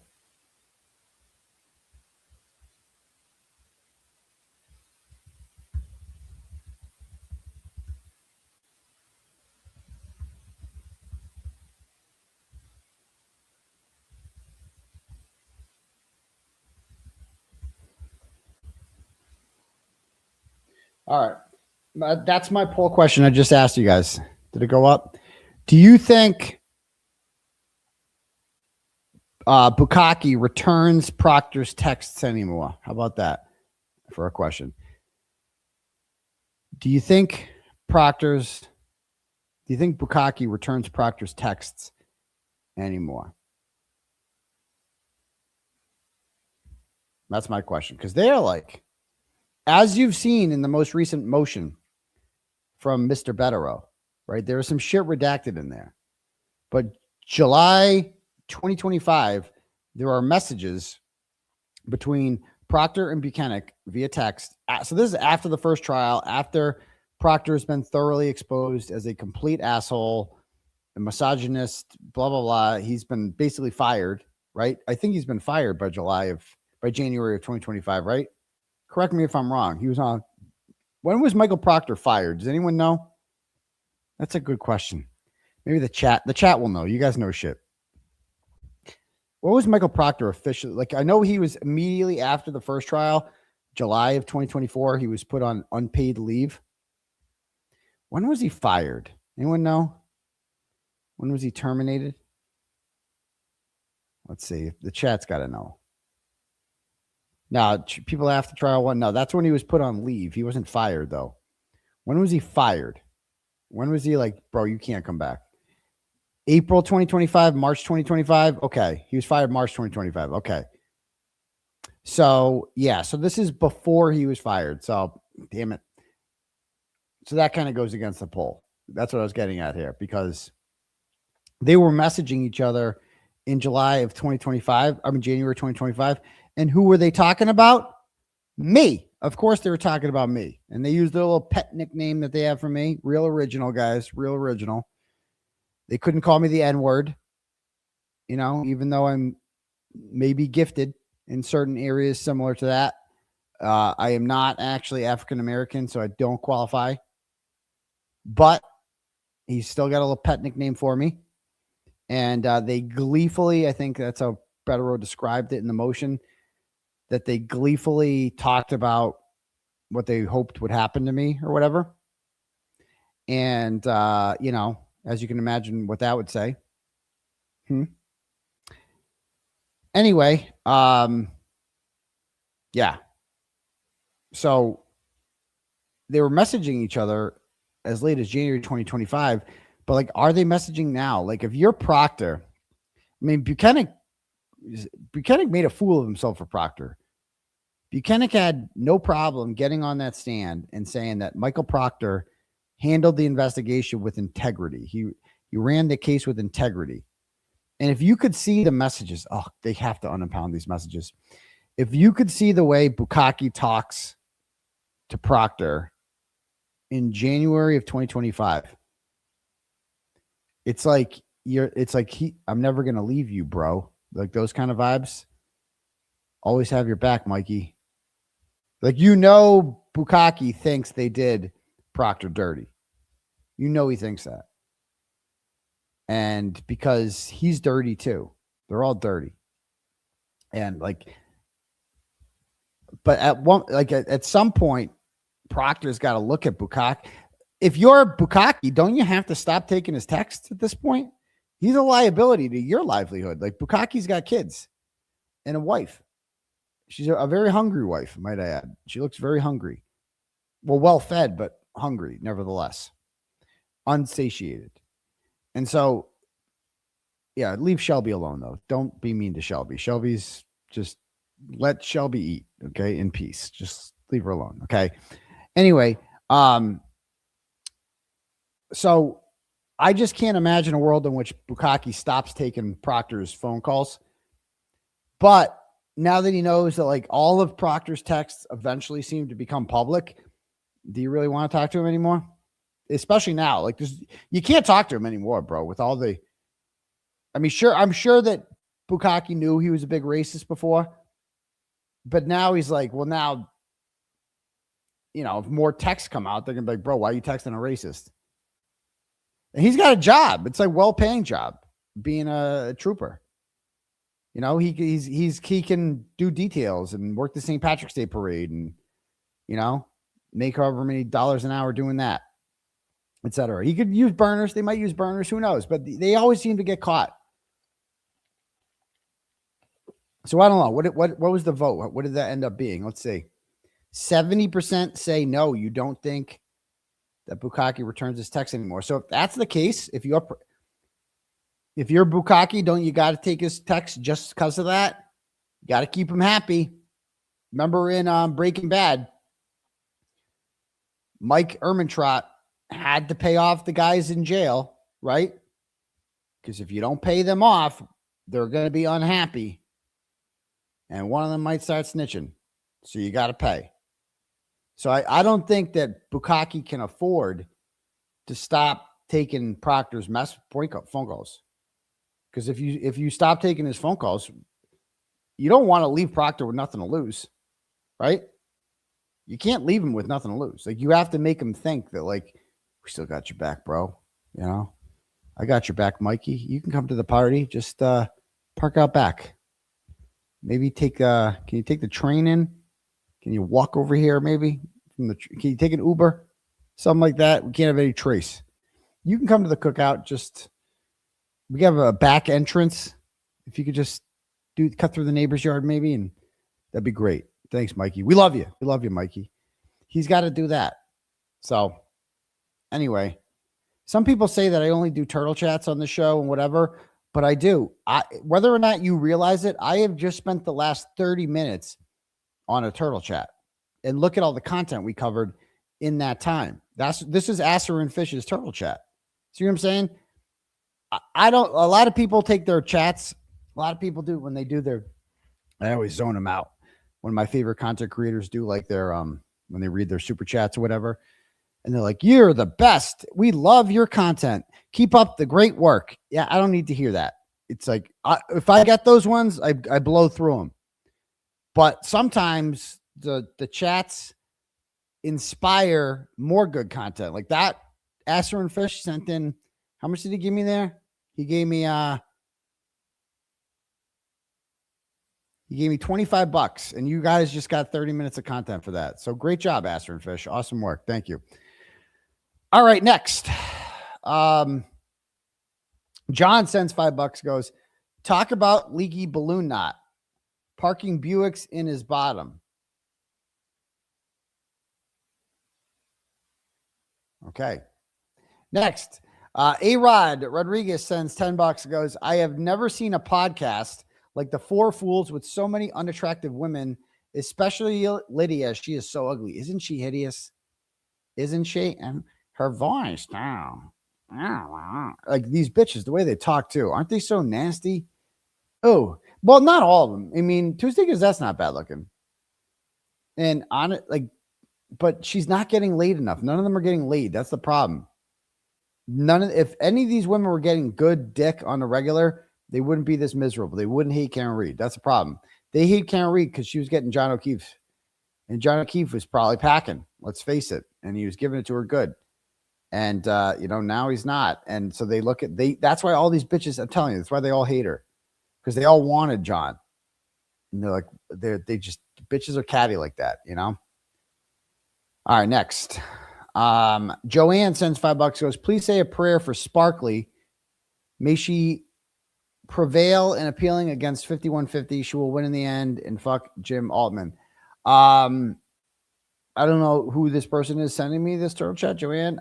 Don't want to. Best of luck to Sparkly. I'm always going to be a supporter of Team Sparkly. It is sad what I've seen happen there.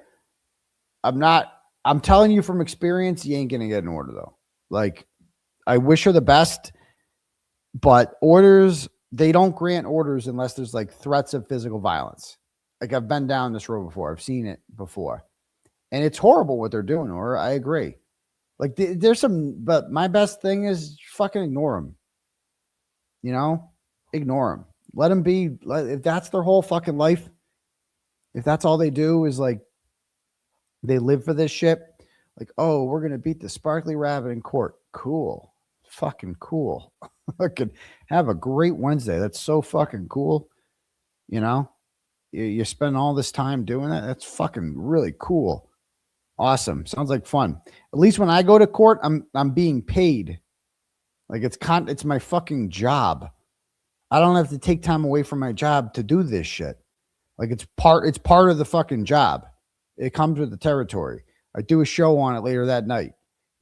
We do a stream on it. We make, you know what I mean? Like you get paid for it. So, I do like Marie. I think she's a real nice lady. Marie just wants to dance, and they're mean to her.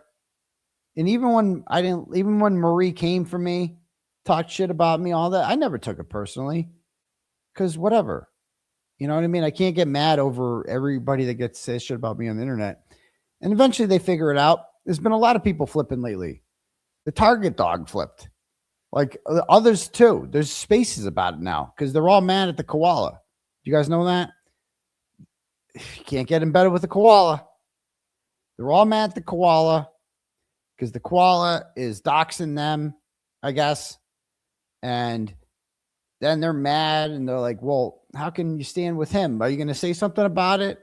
And then certain parties don't do anything to correct the koala, even though they could, because the koala's got too much shit on them and they can't afford to allow that to happen because they all know each other's dirty secrets. And you know what I mean? And eventually it just clicks with some of these people like, wait a minute.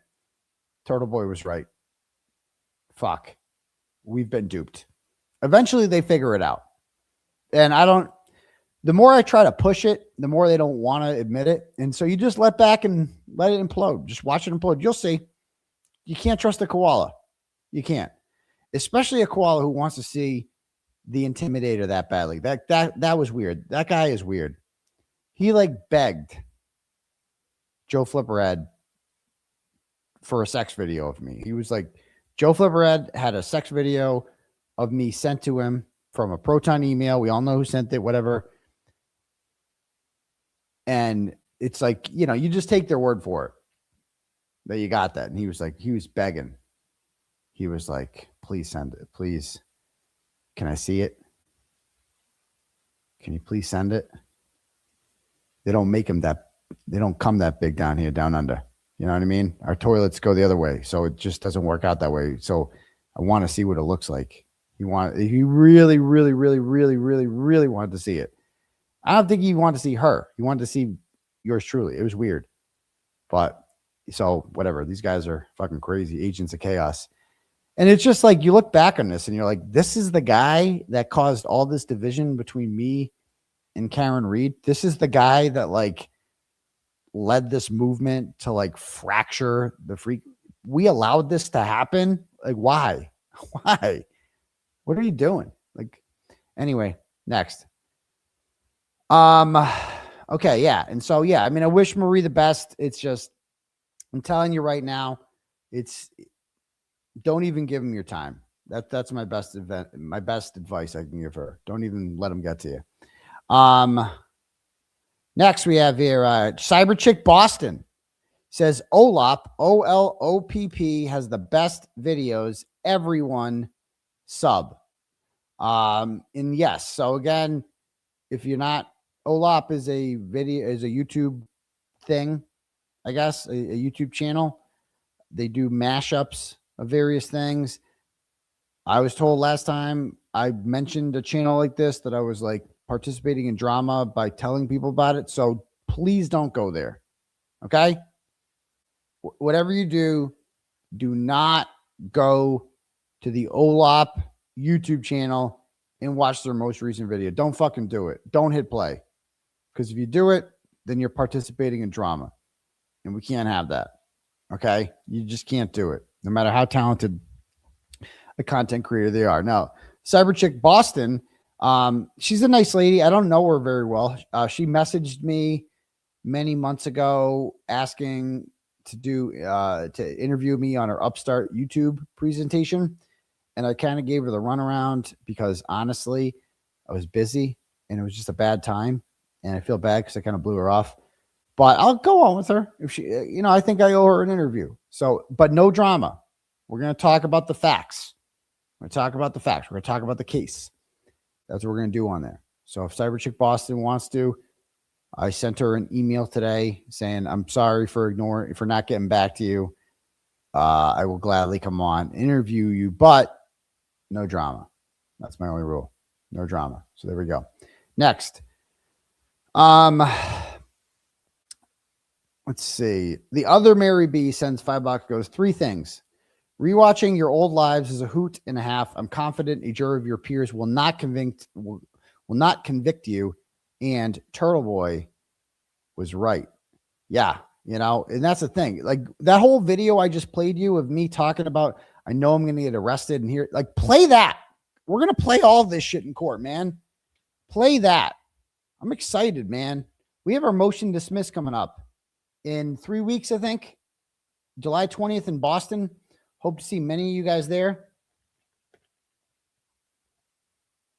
And it's going to be dope. It's going to be dope. So, all right, next.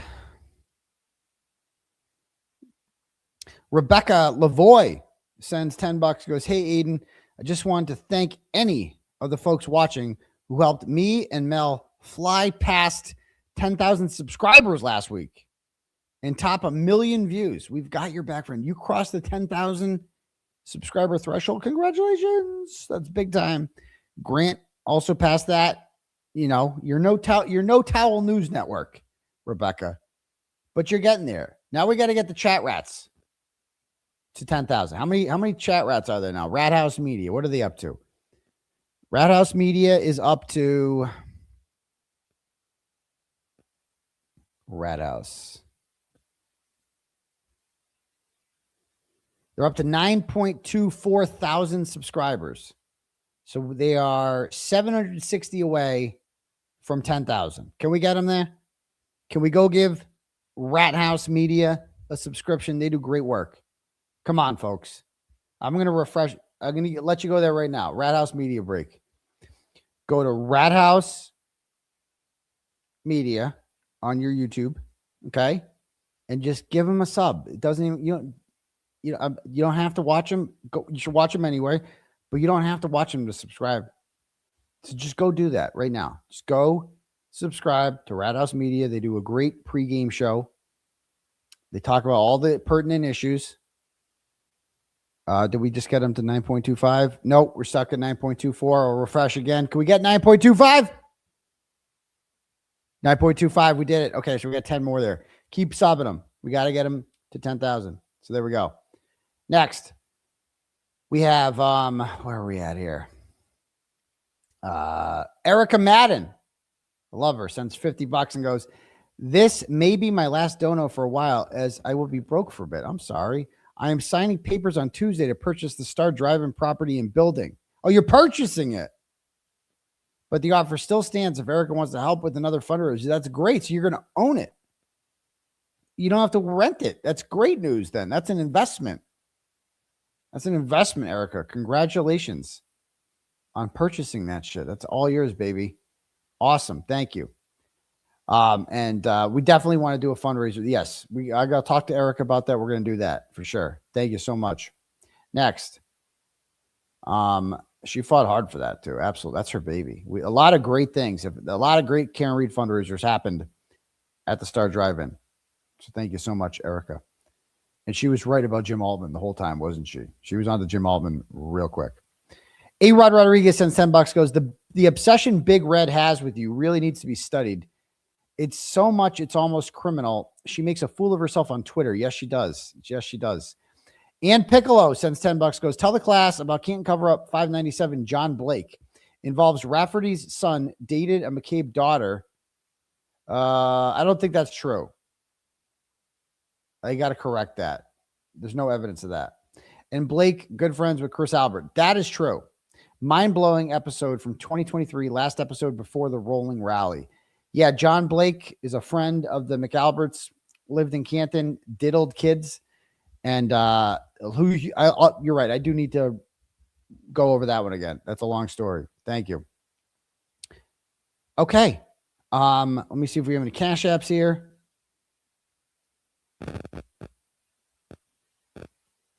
Oh, and this is Sam Benigno. I don't know if she's watching right now. She texted me and she goes, my analysis of the situation is Michael Proctor will never flip for many reasons.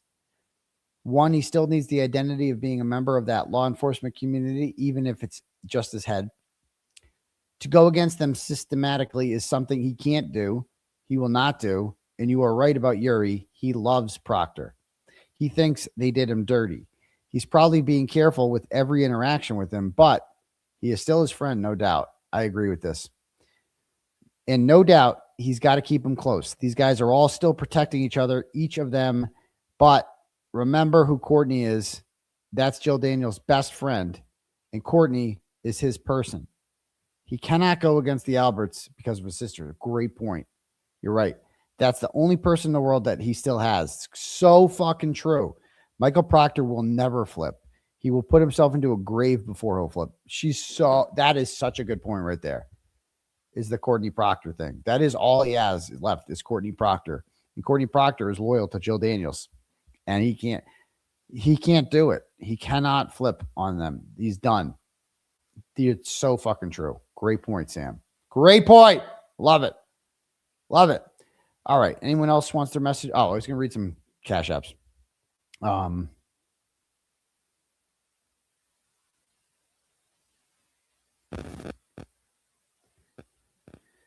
We got Ashley sends $24.90 and says, remember.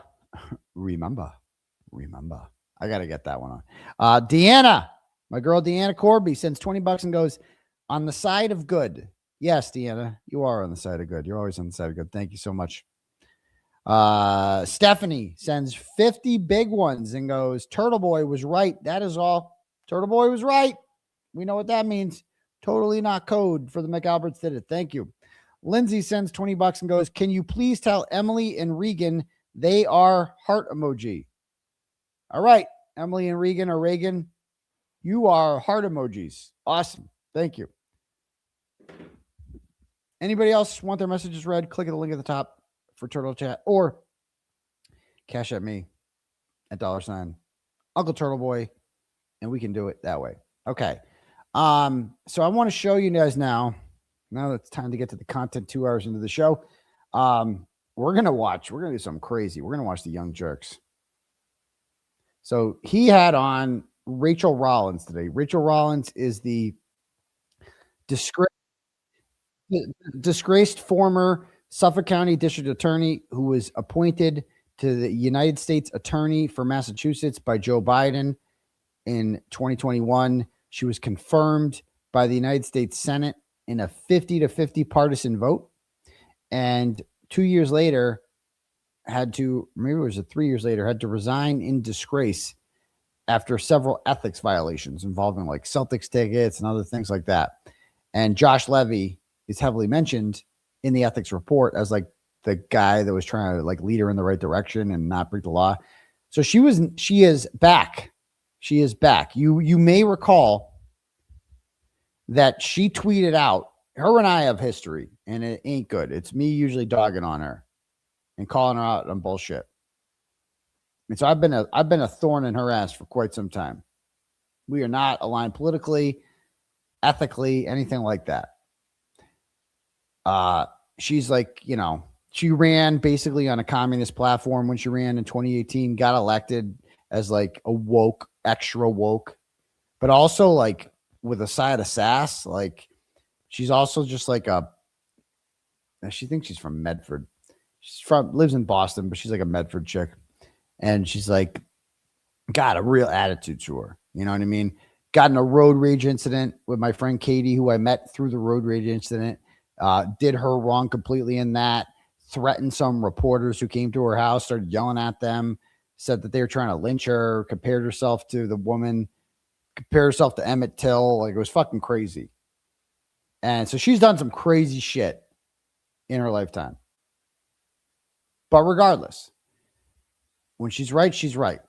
And when Karen Reed was acquitted, the first thing Rachael Rollins tweets out on June 18th, 2025 was that none of this happens without Turtleboy. He brought this all to light. Like she gave me my flowers within 30 minutes of the thing. It came out of nowhere. Didn't see that one coming.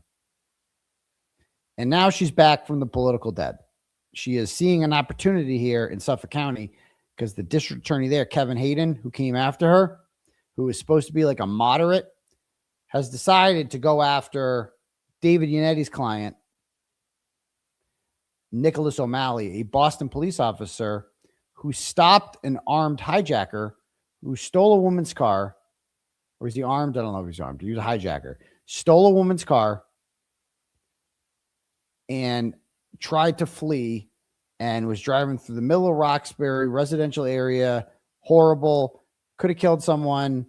Nick O'Malley's a hero. Okay. He shot this piece of shit with a long rap sheet. We'll get into that. I've been meaning to write about it. And did society a favor, quite frankly, taking this guy out. And so Kevin Hayden's supposed to be a moderate, but yet he's prosecuting this guy. Okay? That's not moderate. That's like something Rachael Rollins would have done. Rachael Rollins was notoriously anti-police. She also did Dave Finnerty wrong completely. Like she's got a horrible track record with police. She's very anti-police, good police too. Anti-good police, in my opinion. Right? Just their police hated her. But Kevin Hayden has turned into what Rachael Rollins said she was. So she is now ironically running on the platform of like the police aren't so bad. Like it's fucking weird. The tables have turned. Suddenly she's the moderate and this guy is the sitting DA Kevin Hayden is the radical prosecutor going after police, anti-cops. It's crazy. So anyway, things aren't going well. So she had to go on the Young Jurks. But she was fucking. Did anybody watch the Young Jurks today? And probably not many people watched it. It's only got like 1,900 views. But she was like on fire. Like she was crazy today. She doesn't give a fuck. That's the one thing I like about her. I'm not going to endorse Rachael Rollins. I can't. She's corrupt. I can't do it. Never. But I fucking also find her very entertaining. And so she had some very interesting things to say about yours truly today. So we're going to watch that now. Okay. I can't believe we're doing this. We're watching Young Jurks.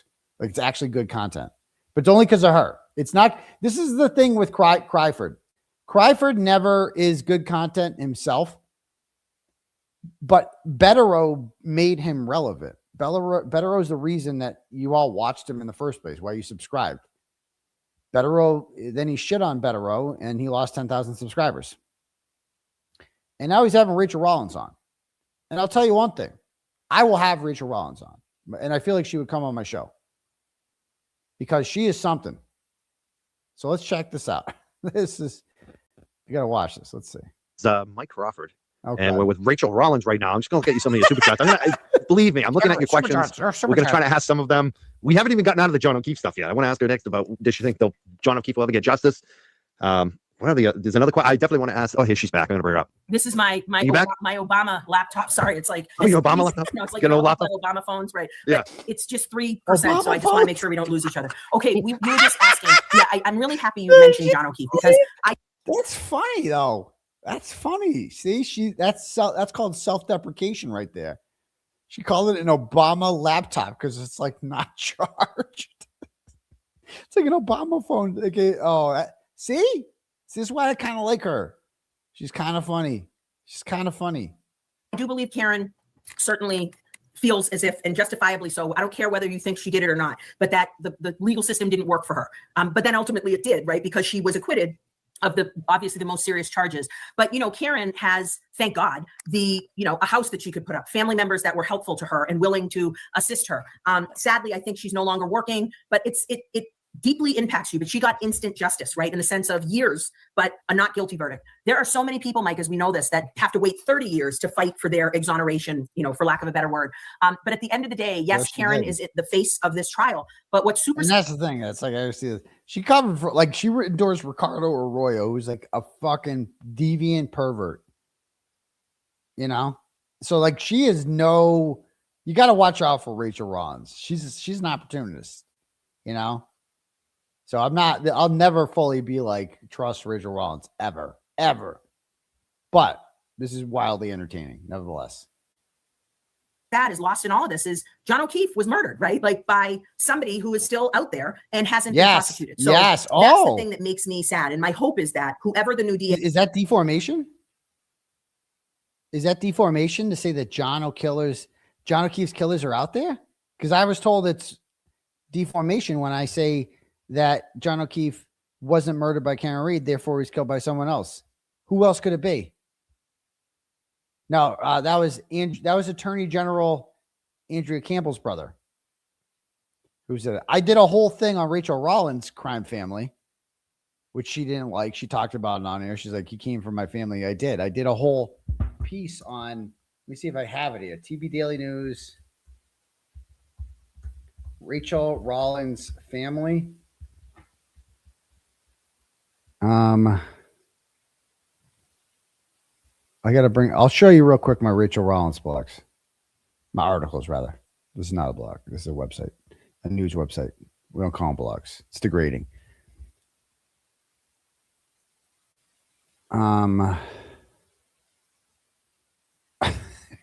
That picture right there. Oh yeah, that's right. Remember she got Joa arrested for calling her a hoe? You're a hoe. Let's see. When she got heckled during the press conference by Joa and then tried to have him arrested for it. Okay, let me see if I have it now.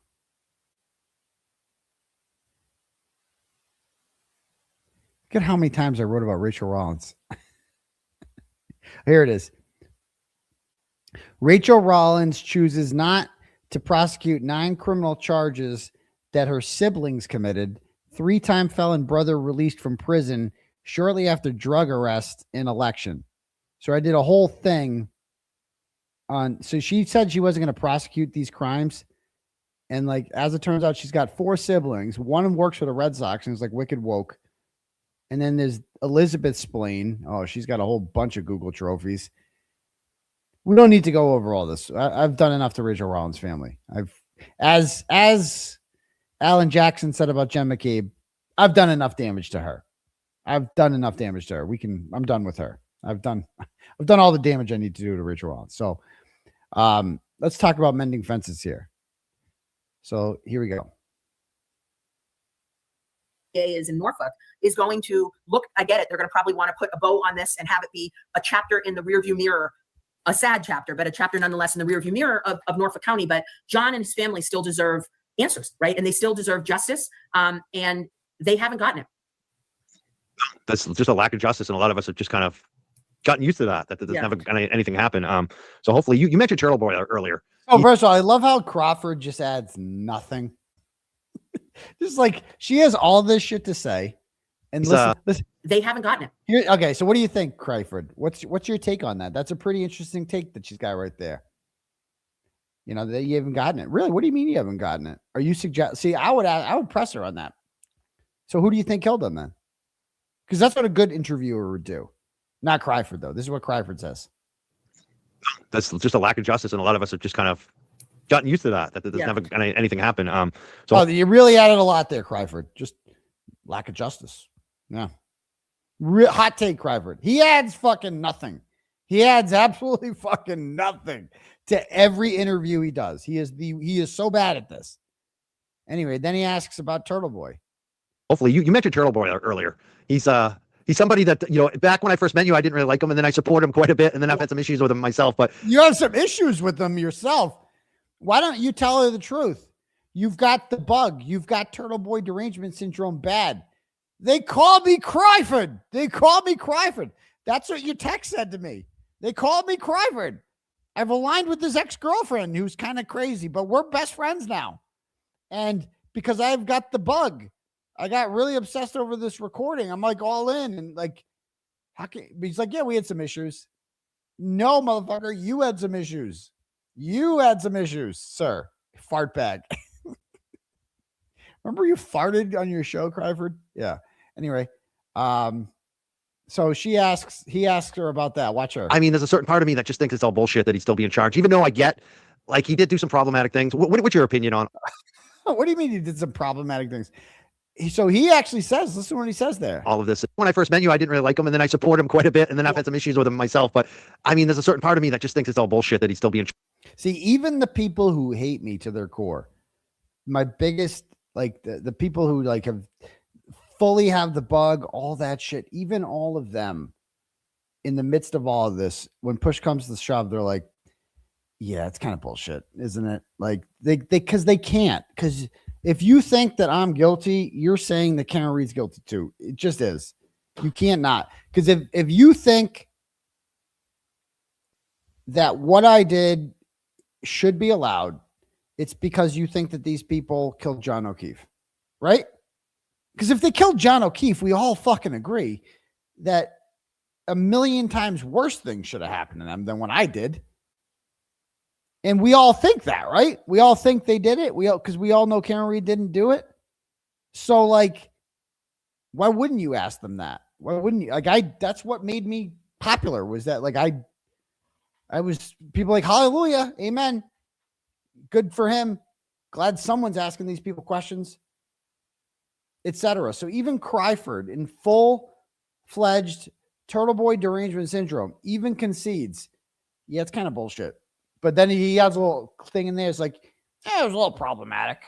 What do you say? Charge, even though I get, like, he did do some problematic things. What are the problematic things, Crawford? Tell me about the problematic things I did. And since, what does problematic mean? Does that mean illegal? Does that mean you can't say that I should be have the charges dropped on one hand and what I did was problematic on the other, unless you explain what problematic is. Can you? Argentina only won 2-1. Hold on. What happened in the Austria game? Oh, it's still going on. 2-2. Wow.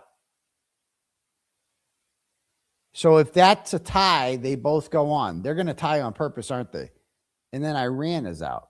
It'll be Iran, South Korea, Scotland, and Uruguay to get the boot. But if Algeria loses, then Iran gets in. So fuck them. Anyway, back to this. Your opinion on all of this and hit the Sure.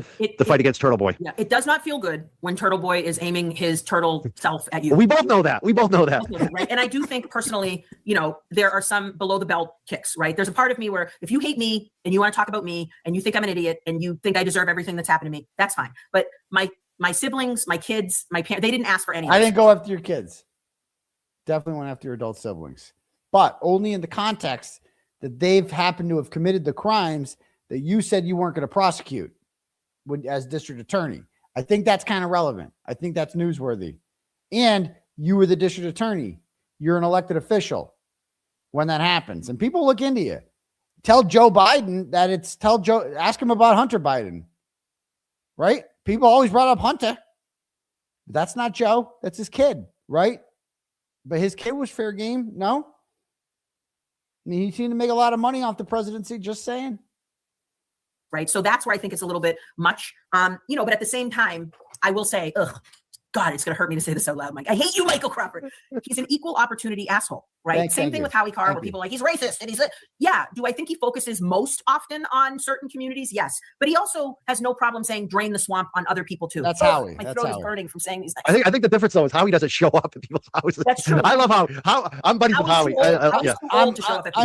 I'm buddies with Howie. Oh my fucking God, dude. I love Howie. I'm buddies with Howie. Howie doesn't show up at people's houses. What are you talking about? I'm not even most of the things, read the charging documents. Most of the things I'm charged with are things I've said on my show, not like showing up at people's houses. And by the way, like Howie loved that shit and Howie fully thinks this is bullshit, but go ahead. Howie's cool to live like me, or an independent. And since when did it become illegal to go to people's houses? Kathy Curran showed up at people's houses. Ted Daniel goes to people's houses. Christina Rex goes to people's houses. That's what reporters do. They go to your houses. Activists go to houses. They protested outside of the homes of Justice Roberts and Justice Kavanaugh and Justice the new chick there with the 7 kids. Why am I drawing a blank? Justice Barrett. They've showed up at their homes and it protested all of them. And they protested outside the home of Derek Chauvin. And I mean, you go on and on and on. People protest outside homes. It's nothing new. It's not that big a deal. Okay? That's what I call myself now, too, an independent. I do think I'm an independent. There's something about Turtleboy, as mad as he makes me, that I identify with. Because I really believe, like me, oh my God, am I dreaming right now? I can't believe I'm going to say this. Mute this part out. But say it. I think he starts by saying, hey, these people know each other in the Karen Reed trial. Everyone, shut up. No, they don't. Hey, guys, these people know each other. Ignore.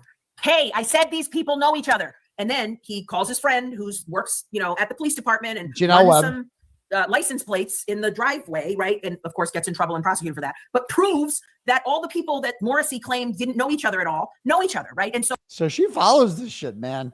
She's absolutely 100% right there. She's talking about how we saw Jen McCabe's car parked outside the Proctor's house a month after Michael Morrissey gave a statement saying these people don't know each other. So why the fuck is her car at Michael Proctor's house? We run the license plate to verify that it is in fact her car. I ended up getting indicted for conspiracy for that. Conspiracy to commit witness intimidation. She sees that and she's like, that's bullshit. Why does this matter? Why does it matter that she's saying this? She could be the Suffolk County DA again in January. You realize that? She could be the Suffolk County DA again in January. And honestly, I hope she is. If it's between her and Kevin Hayden, I'd vote for her.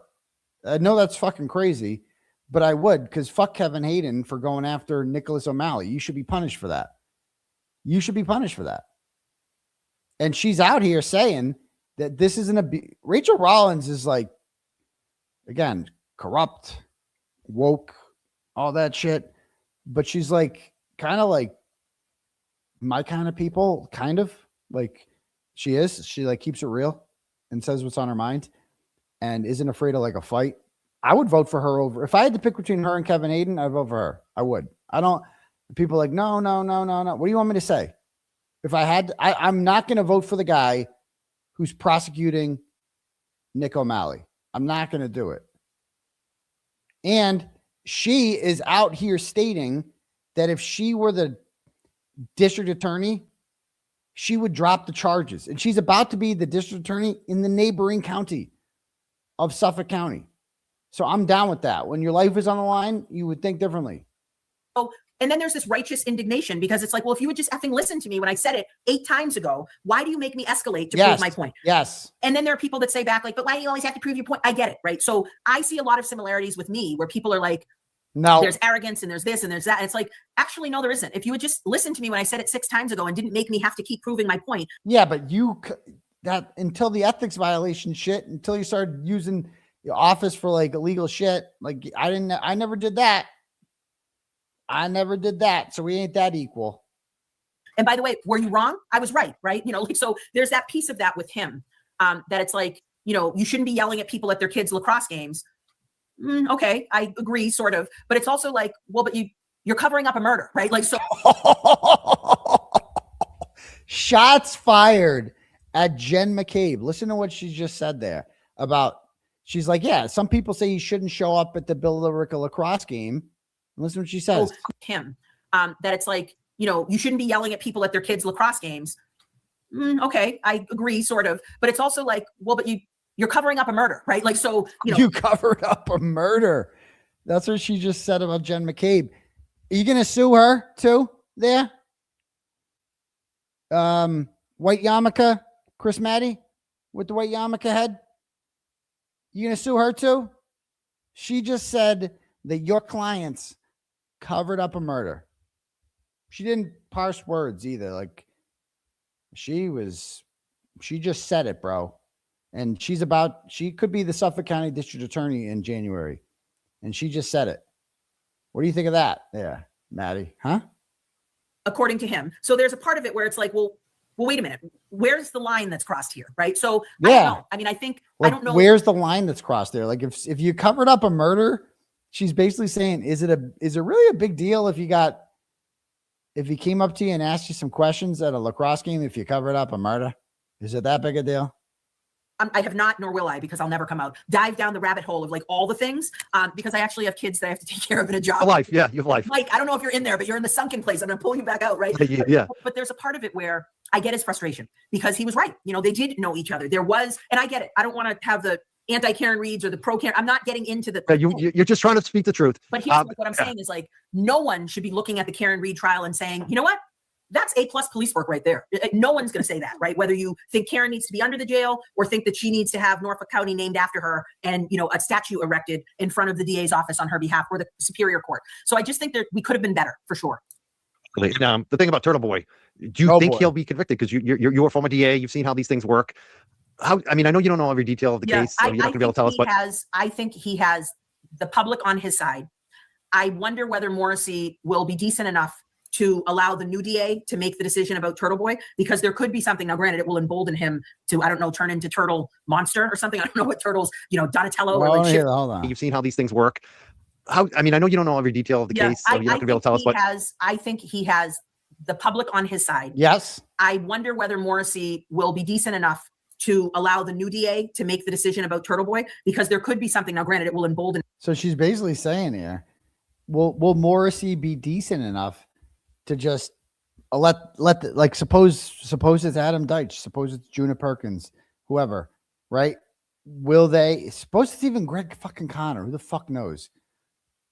We assume Greg Connor is going to just continue to be Morrissey 2.0, but he could easily just be like, yeah, you know what? Like he's said that he wouldn't have done the Reed prosecution that way, wouldn't have done second degree murder, all that shit. What if the new DA gets elected and they're like, bro, can we just stop? Can we stop? Can we not? They could easily do that. And will Morrissey be because what the fuck does Morrissey care at that point?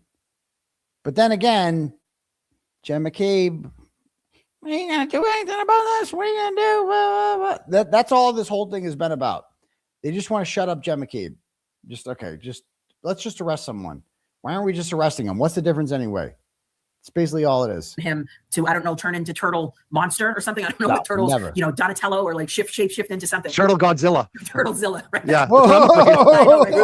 But apparently he's been kind of soft on me, even though I don't know. I think he's been pretty hard on me. But go ahead. Oh, I've been hard. I never go soft on you, Cryford. I gave it to you fucking hard. No, I haven't. You're right though. I haven't given you the full shaft yet. You haven't got the full shaft. You might. Keep it up. You're right. My ire has been on other people, so you haven't got the full shaft. He's right about that. He's like, where's the Cryford we've been seeing, Mr. Tough Guy? I'm gonna beat his ass. I was a wrestler. Do you know that? I was a wrestler at Marshfield growing up. I won D3 sectionals. And my girlfriend's fucking Social Security check comes in every month. We get the 4 o'clock special. And I take good care of her. I push her around in the wheelchair. It's really romantic. A lot of guys don't do that. Anyways, what I'll say is this really what we need to be focusing on right now, right? Yes, when so much wrong was done. And that's the thing is I don't have insider information, but what we know is Turtleboy has great legal counsel. The Norfolk DA's office is just, in shambles right now, I think, because of a lot of different things, and they've lost credibility. I think I will go out on a limb and say I think he's going to be found not guilty. He would be a fool to take any type of plea, nor will he. I mean, we're not friends, but I'm like, oh, this dude is all in, right? As he should be, right? You know me too well. She's like, he's got the people on his side, and where does the jury come from? The people, right? She knows. You can like her, you can hate her, you can disagree with her politics. What you can't argue is that she's an experienced prosecutor. She knows her way around a courtroom. She's been in them a million times before, and she knows how a jury works. And she understands the pulse of the people. And what did you say there, Rachel? Say it again there, Road Rage Rollins. What do you say? Make them prove. Turtleboy has great legal counsel. The Norfolk DA's office is just, in shambles right now, I think, because of a lot of different things, and they've lost credibility. I think I will go out on a limb and say I think he's going to be found not guilty. He would be a fool to take any type of plea, nor will he. I mean, we're not friends. Nor will he. I'm going to be she said I would be a fool to take a plea deal because she knows. She knows they're never going to be found guilty. She knows. She knows how juries work. She knows that there's a reason. She's not stupid. She knows that there is a reason that so many people support me. She knows she's not retarded. You see 3,000 people outside the courthouse on June 18th, 2023. All of them are on my side. Every single one of them. There is zero opposition to me in real life. Zero. She knows. She understands the pulse of the community. She understands where juries come from. She gets it. Oh, this dude is all in, right? As he should be, right? And with Karen Reed, that was never close either. But the chances of convicting Karen Reed were higher, in my opinion, than of convicting me. Because with Karen Reed, somebody died. And when somebody dies, especially a police officer, a great guy like John O'Keefe, there is a need for closure, and that someone needs to be convicted and held responsible for it. Bro, nobody died. Nobody wants to we don't need closure for Jen McCabe's feelings. Jen McCabe's feelings are fake. That has come out in 2 trials. 2 juries thought Jen McCabe was full of shit. And so is a 3rd. They all think Jen McCabe's full of shit. Fuck this woman's feelings. She's full of shit. Her and her fucking fake tears and her bullshit and her stupid kid Allie. Fuck them. That's what juries think of these people. And they're all going to have to take the stand. And by the way, God bless Alan Jackson. American hero. We love Alan Jackson. Jim McCabe's never been cross-examined by Mark Betterow, has she? God bless Alan Jackson. That's not a shot at Alan Jackson. But she knows Alan Jackson at this point. She's not ready for Mark Betterow, is she, folks? Does anyone think she's ready for Mark Betterow? Algeria just scored. Get out of here. Does anyone think she's ready for that smoke? I don't think she is. So I'm just saying. Does that mean Austria's out? That means Austria is not going to make the fucking... Bro, what a dick move by Algeria. You both can make it. You both can make it. Oh my God. You both would have made it. And now Austria is going to be -1 on the goal differential. Iran is going to be even. Iran is going to win that tiebreaker. Iran's going to get in. Holy shit. How about that? What a douche. Anyway, wow. So that's interesting. Make them prove their case because he gets discovery. He's going to have insider information, I'm sure, right? That maybe others of us wouldn't have, and that's the whole part of our legal system is like, prove it. You say that this happened. Now prove it. Prove it. Question from another popular YouTuber named JFK Showoff who's covered a lot of this. He says, do you think that they're going to try to convict Turtleboy to keep the focus on Karen Reed as the murder of John? So it's like, it's to kind of discount what happened with Karen Reed. Right? Like they can't, so they lost fair and square, right? And remember, when the prosecution loses, there's no appeal. We don't get to say, oops, what about? No appeal, right? If Karen had been found guilty, there would have been years of appeals that could have been overturned by, of course, since it was not a first degree, but it could have gone to the Mass Appeals Court. Because it's Karen, it likely would have gone right up to our state Supreme Judicial Court. But I think JFK Showoff, great name, by the way, right, is right. Like Randall. If they, if Morrissey in particular, not the Norfolk DA's office, but the current DA himself says, you know what, we're going to quietly dismiss these charges against Turtleboy. Nothing quiet is ever going to happen. Turtleboy is going to stick his turtleneck out with a megaphone, right? And announce, I've been vindicated. As well he should, right? As well he should. Yes, she knows me too well. I feel like she knows me too well. She's like, that's why they're not dropping it. Because he's going to get out there and he's going to spike the fucking ball, isn't he? Yes, you're goddamn fucking right. I'm going to be on the top of the courthouse stairs yelling, free James Jackson till I die. Let's fucking go. Free Turtleboy, free Kelsey Fitzsimmons, free Karen Reed.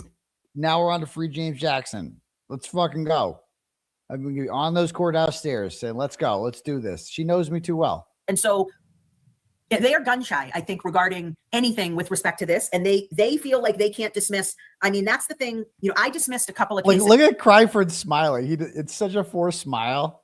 She's like, she's up here fucking simping for Turtleboy, saying all this shit, and that just bothers him. He doesn't know what to do. He's like, do I cover the case? What's Cryford and BLT going to do when I'm acquitted? What are they going to do that day? Are they going to be happy? What's their chat going to do? Is their chat going to be happy? Do they want me to be convicted? That's my question. Will they be sad when I'm not? I don't know. Let's find out. They will fart. That's what they will do. It's true. When I became U.S. attorney, I had 3 exonerations as U.S. attorney of people that the office had, ruined their lives, right? Like when you are indicted, when you are accused by the feds of something and there's a press conference and then, you're indicted a week later and there's a press release and then they quietly want to dismiss the charges against you on a Friday afternoon in a 1-sentence motion and then no comment. That's what happened the first day I became U.S. attorney. With Sean Ellis? This was Gang Chen, which was conference when you thought he was a spy, essentially, in the China initiative. And I said, but you had a press conference and now you're saying we can't prove our case. You're a bully who then doesn't, and bullies only learn, we know this, when you get punched in the face, right? Or when when the government comes after you, right? And we're wrong. We love being loud when we think we're right, but when we're wrong, it's like you're a bully. You're a bully who then doesn't, and bullies only learn, we know this, when you get punched in the face, right? Or when you are held back accountable to what you're doing, right? And I'm not advocating for violence, but like the government is a billion-pound gorilla that when they F up, you got to make sure they're held accountable too. Yes. I think a lot of my actions when I was U.S. attorney of making sure we did stuff like that was part of the reason, that like the way I left certainly was not on my vision board. But I do think, people get to stand and hold firm on what they believe was right. And then hopefully have enough growth to say, clearly I would not do that again too, right? But Turtleboy doesn't have to do any of that until the ruling comes out. I say he's going to be found not guilty. I just wonder whether Morrissey's going to, I don't know when the next trial date is, but if Morrissey's going to try to get this done before he leaves, or if he's going to punt it to the next person, and we'll see if they dismiss the charges. motion to dismiss hearing, I believe, in July. It's supposed to go to trial either October or November. December, Who knows? I mean, it's dipshit. been delayed quite a bit. We'll see what happens. I don't know. I think anytime you go to court, it could be, especially for him, it can be a risk, but I think he's got better chance than most. I Just like you certainly said. do. Yeah, because of who he is and what he. Josie Lou is asking. I ordered approximately 8,300 pages shared under FOIA recently, all related to Karen Reed. If you were the DA in charge, would you welcome a citizen's chronological order of corruption? And it's okay. Right. She did it herself. Yeah. Right. If Turtleboy does, right, and then it's gone. I wonder who's the judge. Remember, Morrissey's in office until January 4th, I think, unless somebody. She's amazing. She's like a Fed too. What the hell? She works with some different federal agencies allegedly too. Yeah, She's an analyst. She's something. I'll tell you. Yeah, July 20th. Scott is telling us is the Turtleboy motion to dismiss. So that's upcoming. I mean, we have so many questions here for you. We haven't even got to your race. The trial is scheduled for December. What if it goes? So remember, Morrissey's in office until Yes, January she gets 4th, I think, unless somebody grows or has the testicular fortitude to demand that he leave, right? Like some of the electeds in that space. My God, what if the trial, it's going to be, this is going to be so good. You know, or if he wins the motion to dismiss, right? If Turtleboy does, right? And then it's gone. I wonder, who's the judge? Belazos. I forget the name. I know. I don't want to try to. I was going to say Gildea, but that's a civil trial. I don't know. I'd have to remember because there've been so many judges. It's a guy judge. Okay. He's from Norfolk County, but he's in Suffolk now. I don't know. Yeah. All right. Well, we'll find out. Let me find out. Someone will say it in the chat. As soon as they catch up with the video, they'll be letting us know the name of the judge again, the Turtleboy. But here it is. Belezos. Yeah. Okay. I know him. All right. That's interesting. So we'll see what's going on. Is he going to be a good judge for Turtleboy? It used to be Doolin, but now it's Belezos. Oh my God. Yeah. I don't know. Why are the names so great of the people that come? I know. We have a funny community. A lot of times people have to protect their names because they're worried they're going to get doxed by the different sides in this. Yeah. Okay. Everyone's doxing each other. I got to do better at that.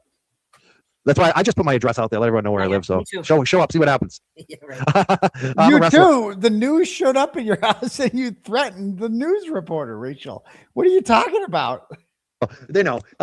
So anyways, there's a lot of other questions. There's one that came in about Epstein. I mean, I'm like, what the hell is this one? Have you seen this? It says, Rachel, your name is in the Epstein files. You received an email regarding Jeffrey Epstein. You have to file an affidavit. You have to go before a judge. The person isn't there, but Felix. So I love Felix too. I love E-Rock. And he was the star. E-Rock, even though Felix is the other one, that's the Fairfax tab. The newspaper, or I probably read maybe a little. In right now. There was a cop shooting. Believe O'Malley never should have been charged at all because Superior Court cases. You can't get in there without a grand jury.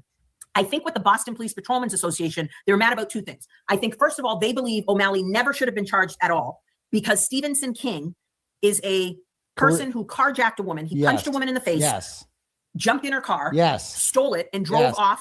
And then after the police get a 911 call about a carjacking, show up, order Stevenson King multiple times to stop the car, put his hands out the window, put the car in park, all the things that he won't. He's ramming back and forth on a narrow little street. O'Malley allegedly says, I'm going to effing, listen, gives the it's on camera too. Thinks his partner is in danger and discharges his firearm multiple times. Stevenson King dies. That happens, I believe, on March 11th. 8 days later, the current DA says, and this is his words, not mine, after a thorough investigation.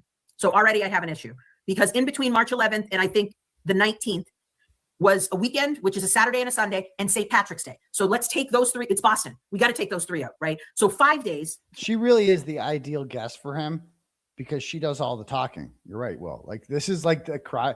Like he doesn't have to do a fucking thing. He just winds her up and she does all the work for him. It's great. I got to get her on. I have to have a conversation with Rachael Rollins. Right? You did a thorough investigation.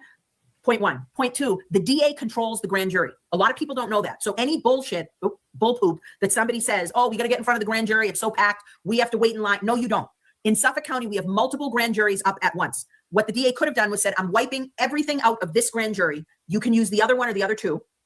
This is the O'Malley grand jury now. Nobody gets to go in. Who's going to tell me no? Or DA Hayden no? What? The head of the homicide unit? No, get out of here. You report to me. You're now in this one. And this is it. This is the most important thing we're doing. DA Hayden charged by complaint after 8 days. And then 70 days later, the grand jury indicted. And a lot of people like to say, oh, well, he was right because the grand jury could indict a ham sandwich. Okay. So, and guess who else was indicted by a grand jury? Karen Reed. And me. Right? I'm sorry. Yeah. And she is what now? Not guilty. Right. So indictments, yes, they are a part of the process. 23 regular people get to hear the prosecution's version of the case. I can't believe this guy threw away his relationship with Mark Betterow. I can't believe you fucking did that. Is that the worst business decision ever? Like ever? A lot of people have been throwing away their relationships with Mark Betterow recently. It's like, Like, what are you thinking? Like, so nobody watched my show before. And then all these people watch my show when this guy's on all the time. Probably want to keep him on. Probably want to keep him happy. You know what I'm going to do instead? I'm going to declare war on him. And I'm going to say the most ridiculous thing ever, that I made him and that he owes me. He grifted off of me. That's what I'm going to say. I'm going to just burn that fucking bridge to the ground. Why? Turtleboy derangement syndrome. TBDS. That's what TBDS got him to do. He accused Betero of using his platform to grift by getting me as a client. I'm the grift. So I'm the griftee. I'm financing the grift. And you're financing me, and he's the head recipient of the grift. So Betero is the head grifter, according to him. And he's like, yeah, I don't need that relationship anymore. I'll be fine on my own. I'll interview giraffes and ex-girlfriends and stuff like that. But this is his rebound. He's got Rachael Rollins, so that's good. Case without a judge, without a defense attorney, without any objections, and without any interruptions, and they only have to prove probable cause. Yeah. They don't have to prove beyond a reasonable doubt. No, they don't. So that's a lot of information to hear. But the DA charged by complaint, O'Malley's lawyers and the Boston Police Patrolmen's Association lose it and go nuclear, so much so that the Boston Police Patrolmen's Association asked for people to run against the current DA. They put out a want ad.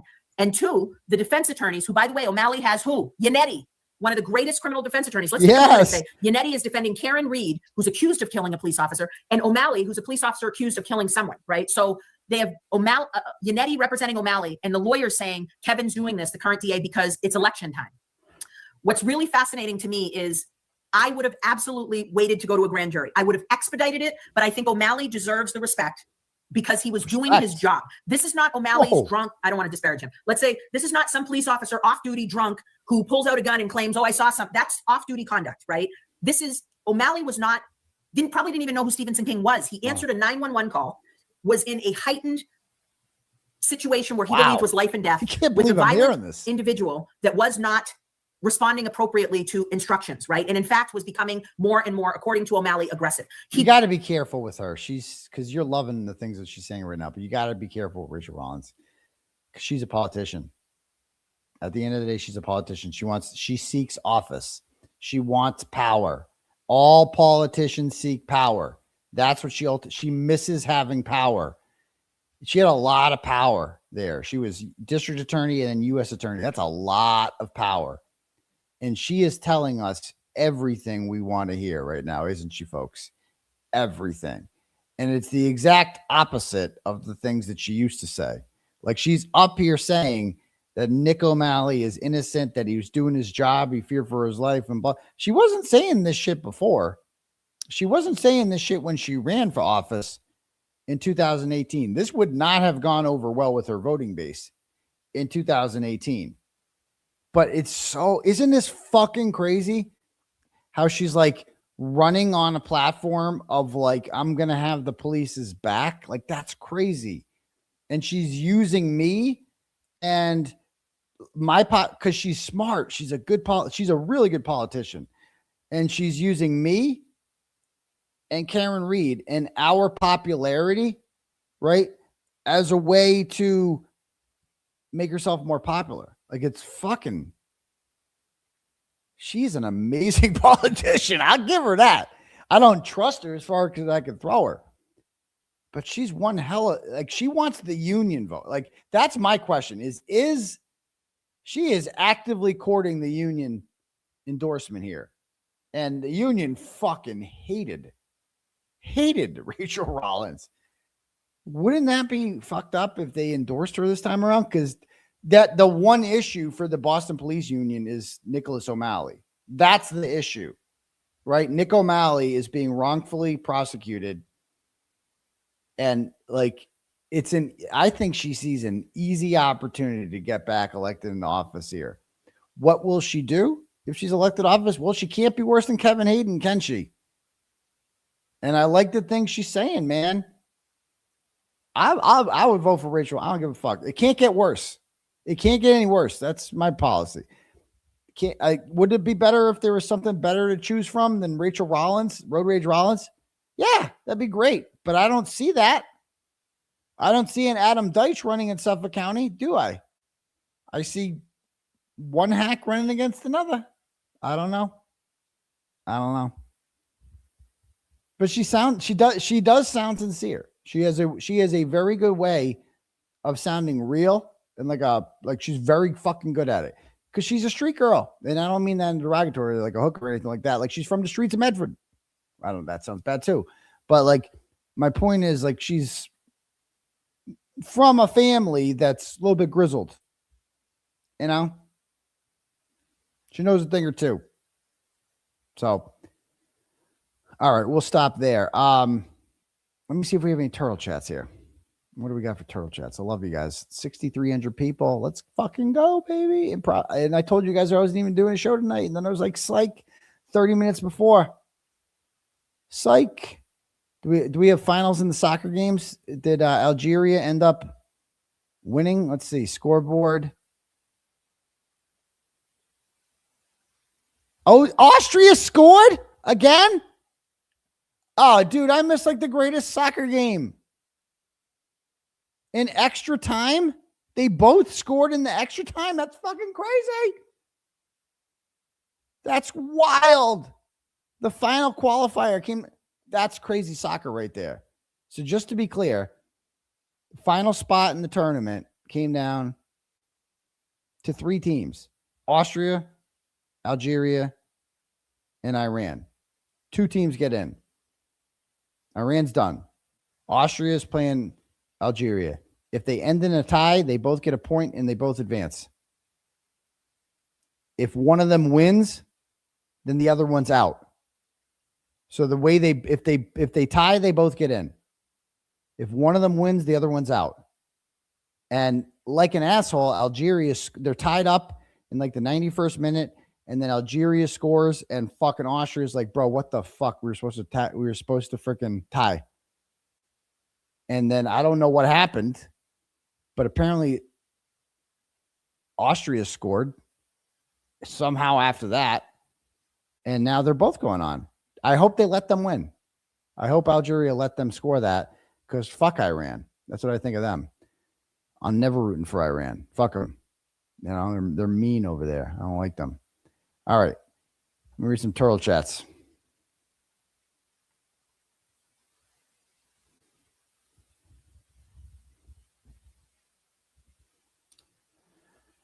Okay.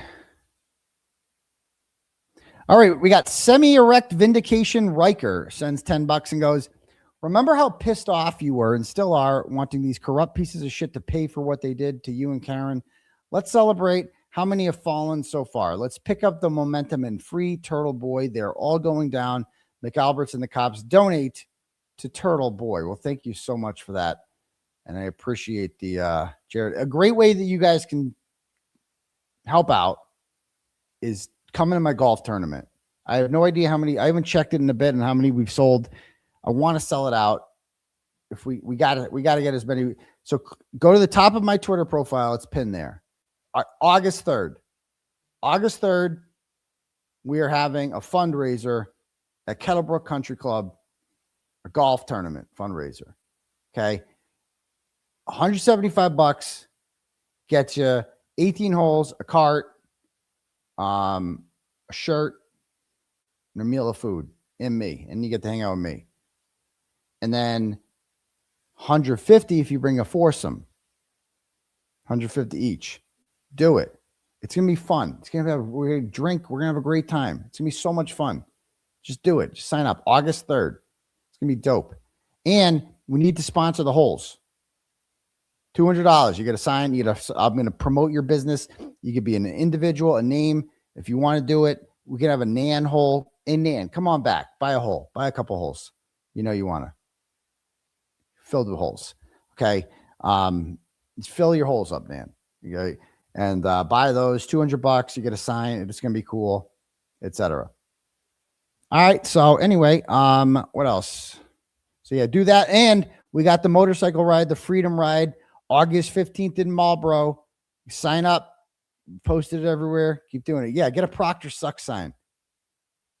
Yeah, Proctor suck sign. Okay. All right. Next, that's a great way that you can help the cause is by doing that. All right, next.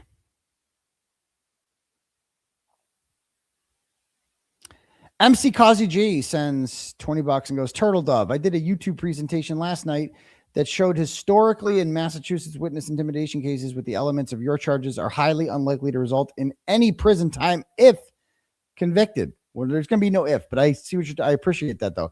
The longest sentence in history doesn't exceed 1.5 years and probation is more likely. That's really interesting. Really interesting that you did that, MC Kazi G.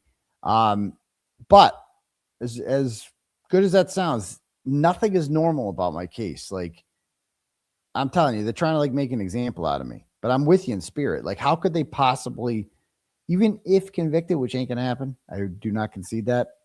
Even if convicted, how could you sentence me to jail? I'm way too nice. Like, I'm way too likable for jail. Like, it's such a waste putting someone like me in jail. Jails are not meant for people like me. Jails are meant for like criminals and shit. Like, I've been to jail. Like, people in there are up to no good, most of them. I'm not. I just do a YouTube show. That's it. Kim from Texas sends $25, goes, I sadly need to wash my eyes out after searching Dana Dalvey on X. Oh my God, no. I'd rather stick with what Rebecca and Mel suggested with the David Beckham uncut pick. I bet he doesn't compare to our fridge fixer, wink, wink, free Turtleboy. No, he does not. Does not. Thank you. Daniela sends $10, goes, at least 20 people have messaged me that they hate Chris Koala. He is the biggest troublemaker. He wanted to take you down and did not succeed. They all said Turtleboy was right. That's great. Are they antis? Were they anti-Turtleboy people? Eventually they see the light. Eventually they see the light. Exactly. Thank you. Mel, our girl Mel, sends $10 and goes, regarding Rachael Rollins, you and I were never on the same side politically before, but we know right from wrong. True, Mel. My hope for the future is that there will be more relationships like Mel and Turtleboy in the media. Well, thank you so much. Politics and personal relationships. Love you, buddy. Hashtag Turtleboy was right. Oh, geez. I know. I never thought I would be friends with someone with pronouns in their bio, but I am with Mel because she's great. I love her. So thank you so much. Next up, Bodie sends $10 and goes, two things. Number one, not a fan of Jolene. Hey, to each their own. Like you said, where did she come from? She's taking money from you. No, she's not. She's not taking money from me. Stealing from you just gave me money right now. You know, stealing your Dono platform because she's making so much. And most of the money I make on these presentations comes from the monetization, like the ads and shit. So appreciate the support. But she goes on to say she'll be gone once shit dies down. Has she asked people to donate to you? Why are you? No, she has not. She is not, nor would I want her to. The beauty of Judge Jolene is her unbiased nature.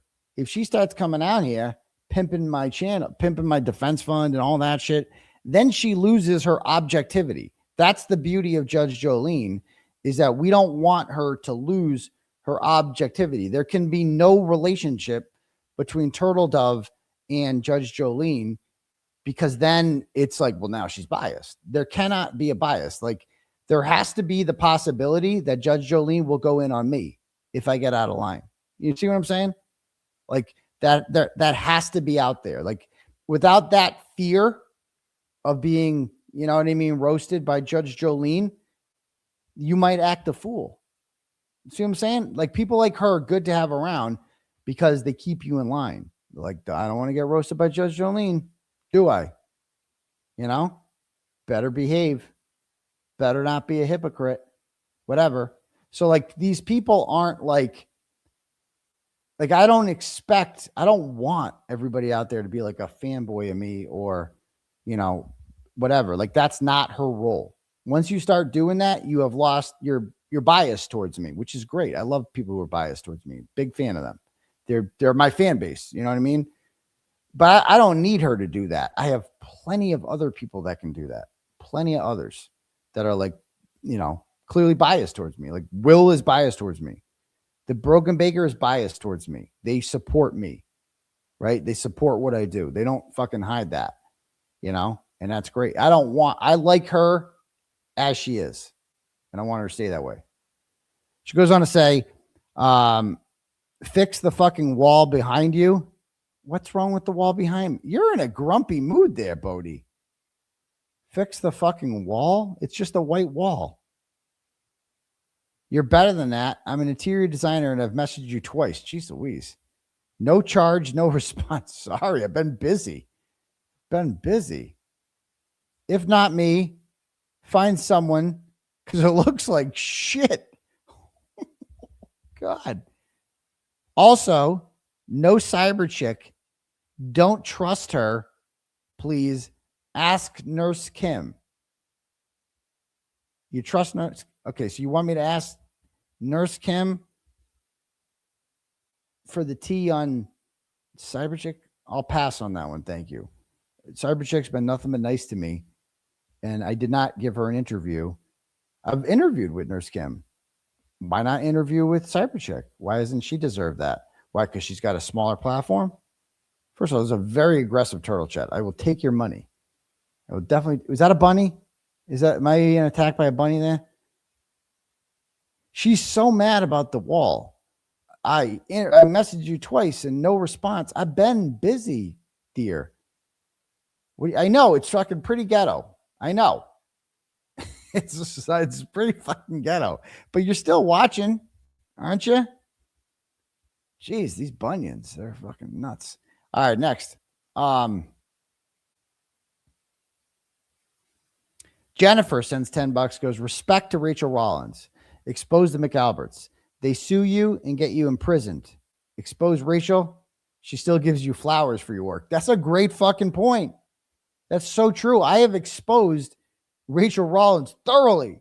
I've searched Rachael Rollins TB Daily News. I've written like 50 articles on her. Bro, she was a 1 seed in Ratchet Madness. She made the Final Four. And she's still like free Turtleboy. How can you not respect that? Even if it's opportunistic, even if it's self-serving, fuck it. What do I care? That's the way whatever. Would I turn my back on her? No, never in a million years. I don't trust her, but I'll take it. Ann NZ sends $10, goes, hey doctor, something that's not talked about much is the fact that Colin's mother in a snowstorm arrived with coffee and donuts at Fairview. I think that's talked about a lot.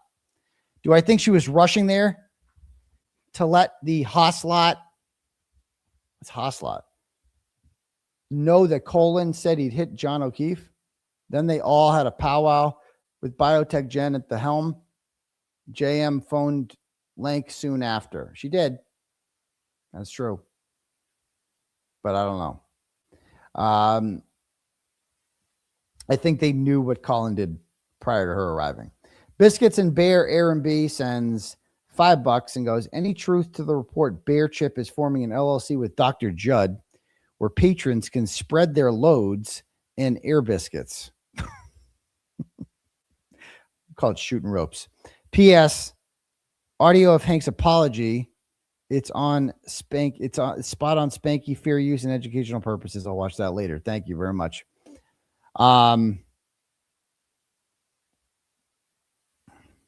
Jill sends $10, goes, go to, and sends me a link at 109.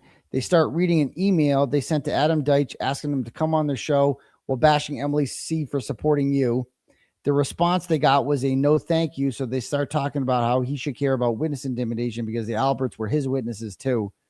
But what they don't realize is that he doesn't want to talk to them because he knows they're guilty. Exactly.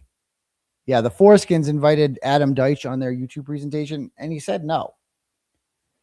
But it's like, they're like, well, you want to, it's like, but have you really earned it? Like, who the fuck are you? You have even, you're also on the wrong side of it, first of all.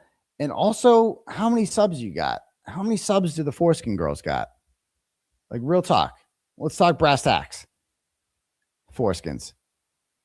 The forensic room. Okay, forensic. They have, bro, you have 2,000 subs. And you talk about me and Karen Reed all the time.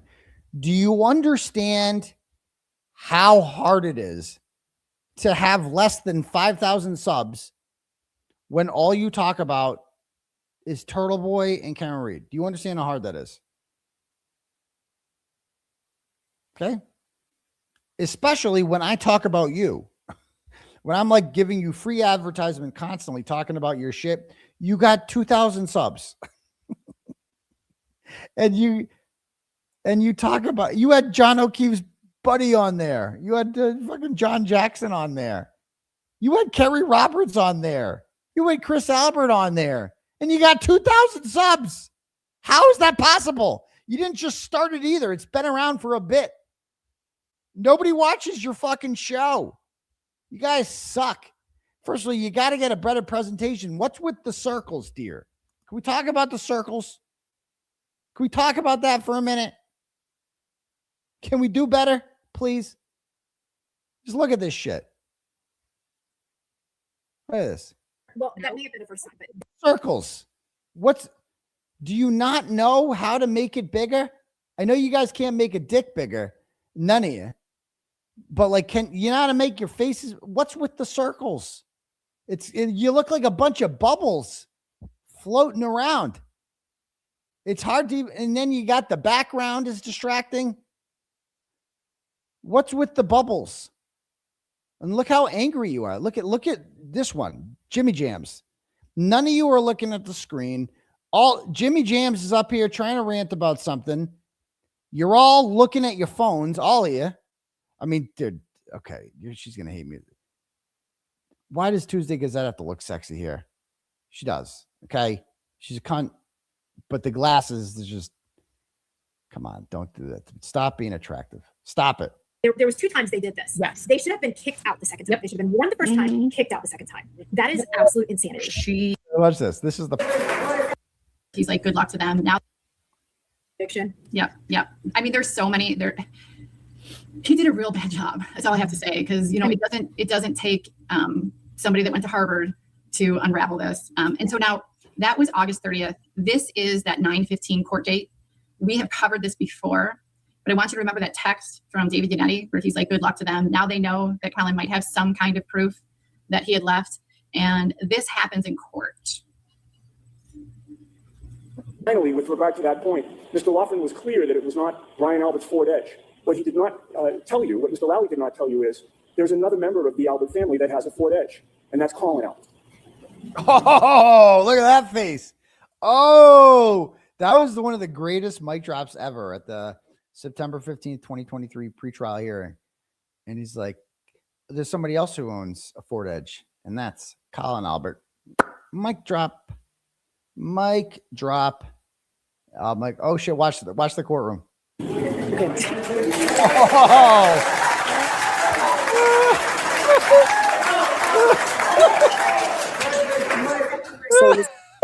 Even, did you see me? Did you see me? I was being the mature one there. I was the one that was doing this. I don't get no credit for that.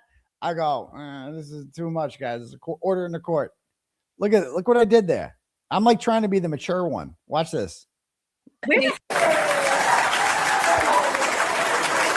at that. I'm like, that's a bit much. It's like, come on, guys. We're going to get in trouble for that. We're going to cut that shit out. Even me. I'm like the mature one. Everybody else couldn't contain themselves. I'm cool, calm, and composed in the courtroom. Order in the court. Look at this. No, that's not cool, guy. Everybody's cheering. A literal round of applause over here. A literal round of applause. Like, they zoom in on me like it's my fault. Like I did this. See, again, I'm doing the hand thing. I'm like, come on, guys. What are we doing? That just disgusts me. Where the hell? Nathan always looks like he just left an 80s prom, right? What do you think they're at? Do they think they're at a soccer game or a basketball game? Who in their right mind thinks it's okay to applaud in a court of law? Well, did you see the way Kearney walked away? That was a performance. Yes, the dramatic. They had to make sure Colin was back in it. They had to be like, no, he's got a Ford Edge. Like what these people did is just the dramatic exit. Horrible. But we also have a judge problem. That is absolutely something within the judge's control. And she said nothing about it. You guys have a dick problem, a lack of dick. I'm telling you, every single one of these hoes, if they just got some dick, they would not be this miserable. All of them. There's no excuse for it. They're not, besides Lydia. I mean, Lydia's obviously the runt of the litter. But the others, there's no excuse. gentlemen? Where are the men? Where are the men? Where are the men? Where are the men? First time they did that either. Well, that may have been the first time, but there was 2 times they did this. Yes. They should have been kicked out the second time. They should have been warned the first time, kicked out the second time. That is absolute insanity. She is a problem. She has no control over her They're, courtroom. they're shitting on Now, Auntie Beth. we have shown you guys before what happened outside of court after that hearing, and we have told you that the Reed family was all in on this. This was that stirring shit weekend where Karen went around with AJ and she was stirring shit. I rewatched this video and I caught something that I hadn't caught before. And I had mentioned the posters because remember they came in with these posters and Liza Little got in trouble for showing it to the what do you want to call that? This I'm going to say at this particular court hearing, it was spectators. But this happens as they're coming out of court.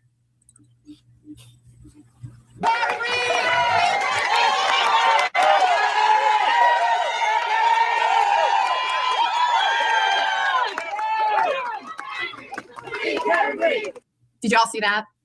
So they had a set of quote unquote chalks for court.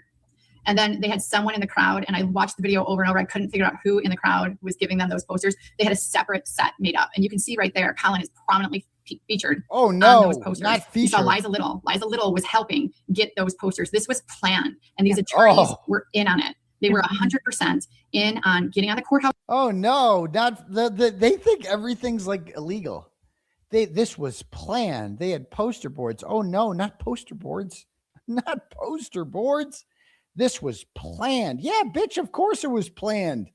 They fucking made poster boards. They didn't just show up. Yeah, this took some planning. Of course it was planned. Dumbass, it's not illegal to plan a presentation on the steps of the courthouse when the cameras are there. Do you not understand this? They are trying to do what I was trying to do. Get the word out. When the camera's there, that's when you want to tell people about what happened because everyone's watching, stupid. Steps and defaming these witnesses. And there's also, there are professional rules of conduct here. You can't do this to a witness. You can't. You can't. So not only do we have a professional rules violation here, we have the defamation. You're going to hear what Ellen Jackson says. And I would outside of the courtroom. Yep. I would like to remind David Yannetti, who stands there very proudly, this was all done under your license. You are 100% responsible. You may not have spoken those words, but it's just. Is this not petitioning activity? Thank you. This is literally, thank you, Bob. This is literally, or Allie, whoever's running the account today. This is literally on the steps of the courthouse, like home of the government. And we have a crowd there demanding that the government drop the charges against St. Karen Reed. Okay. We are demanding the government do that because we have had enough of this corruption. We see what's going on. Our eyes have been opened. We have been using the media to, and our own money and money out of our own pockets to get the word out there about what is exactly happening. We did all that. And they're like, that you can't do that. You're not allowed to let the public know. You can't influence the jury pool. Oh no. As if you did. And again, like I think we've watched all this stuff. Like the whole basis of their lawsuit and their conspiracy theory is that like we shared information. Like she actually said that. What, you're sharing information with lawyers? Yeah, bitch. Listen to yourself. People in the United States of America are allowed to share information. It is not illegal to share information. Ding dong. And we really couldn't, like Liza's kind of in the background. That girl was getting those posters. She was over there in that corner with Nathan getting those posters. Liza and those freaking posters. I know she's the one that took them to FedEx office to have them printed. You know she did on her board. She's so mad. I know she got them printed. I know it was her. Yeah. And not Julie, Karen, and that freaking heart pat. Do you see what she's doing? Touching her chest. Honey, there is no heart in there. Okay. So you can just stop doing the little padding for dramatic. She's so There's mad. No heart in that chest. She's so mad. The battery. I tell you, she's like the angriest one. This one's like, I'm telling you, her personality on Twitter. Anybody know Ginnyjamz' real name? I want to give her a call sometime. I want to talk to her. Get her on the show. Ginnyjamz on Twitter is like, she's kind of like sassy and like thinks she's going to be like, oh, Turtleboy. Oh, since you're talking about me, she'll like make jokes about it. But like, that's not your personality, Ginnyjamz. Your personality is like, You're tense. You're very tense on there. Like, that's not funny. And Karen Reed does that. It's not funny. She doesn't have a heart. She's like the Tin Man. She has no heart. Relax, Ginnyjamz. Go get laid. Come on. Try some reverse cowgirl. Big, you're going to love it. Love it. Go fix a fridge. I'm not fixing your fridge. There's plenty of people that'll fix your fridge. Go get it fixed. When you see those posters, then you realize that act that David Yannetti put on in court with the Ford Edge and Colin Albert, that was all like they're priming these people to go out on these steps, and they are sending this mob after this kid. And so this is what Alan Jackson says. Yeah, what do you say? Sorry guys, this was a little bit longer, so it's going to take a few seconds to download. But oh, that's a great question. What's the point of having rules? Every one of the witnesses for the government have been forthcoming. They've been forthcoming. Forthcoming means truthful. That's my stream. Honest, it means transparent. That's what forthcoming means. Everybody's playing like that.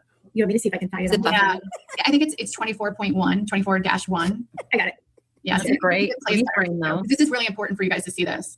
Oh, this is really extrajudicious statements by these attorneys. This is. You know who else is on the courthouse steps with me? Twisted Tragedies was on our side for this one. Julie Ginto was there too, bro. Look at that shit. We're so much more fun than them. Like, we're having a great time. We're getting justice, and they're just out here simping for the bad guys and being mad. It's not funny with your poster boards. You guys are attacking us with poster boards. Defamation. Yep. Oh, can you remove yours, Julie? Because I can't add mine until you remove. Let me remove it. There we go. Got it. The next thing he says, every one of the witnesses for the government have been forthcoming. They've been forthcoming. Forthcoming means truthful. It means honest. It means transparent. That's what forthcoming means. And these witnesses have been anything but. Not a single witness originally admitted that Colin Albert was ever in that house. Not Yeah, that's true. Not a single witness ever admitted initially that Colin Albert was in the house. Not one. And then he lifts the poster board up. Now watch this. The next thing that you should note, Mr. Morrissey should probably note, is that the Commonwealth is damn well aware that Jennifer McCabe scrubbed her cell phone of nearly every communication with the Alberts on the night and the morning that John was killed. And she intentionally deleted that now famous, infamous 2:27 a.m. Google search of how long it takes to die in the cold. Oh, that's going to make him so mad. Honest, transparent. These witnesses have been anything but, Mr. Morrissey. So you should watch your... He's holding up, Nate Reed is holding up a sign in which Michael Proctor's mother says the Alberts are a second family.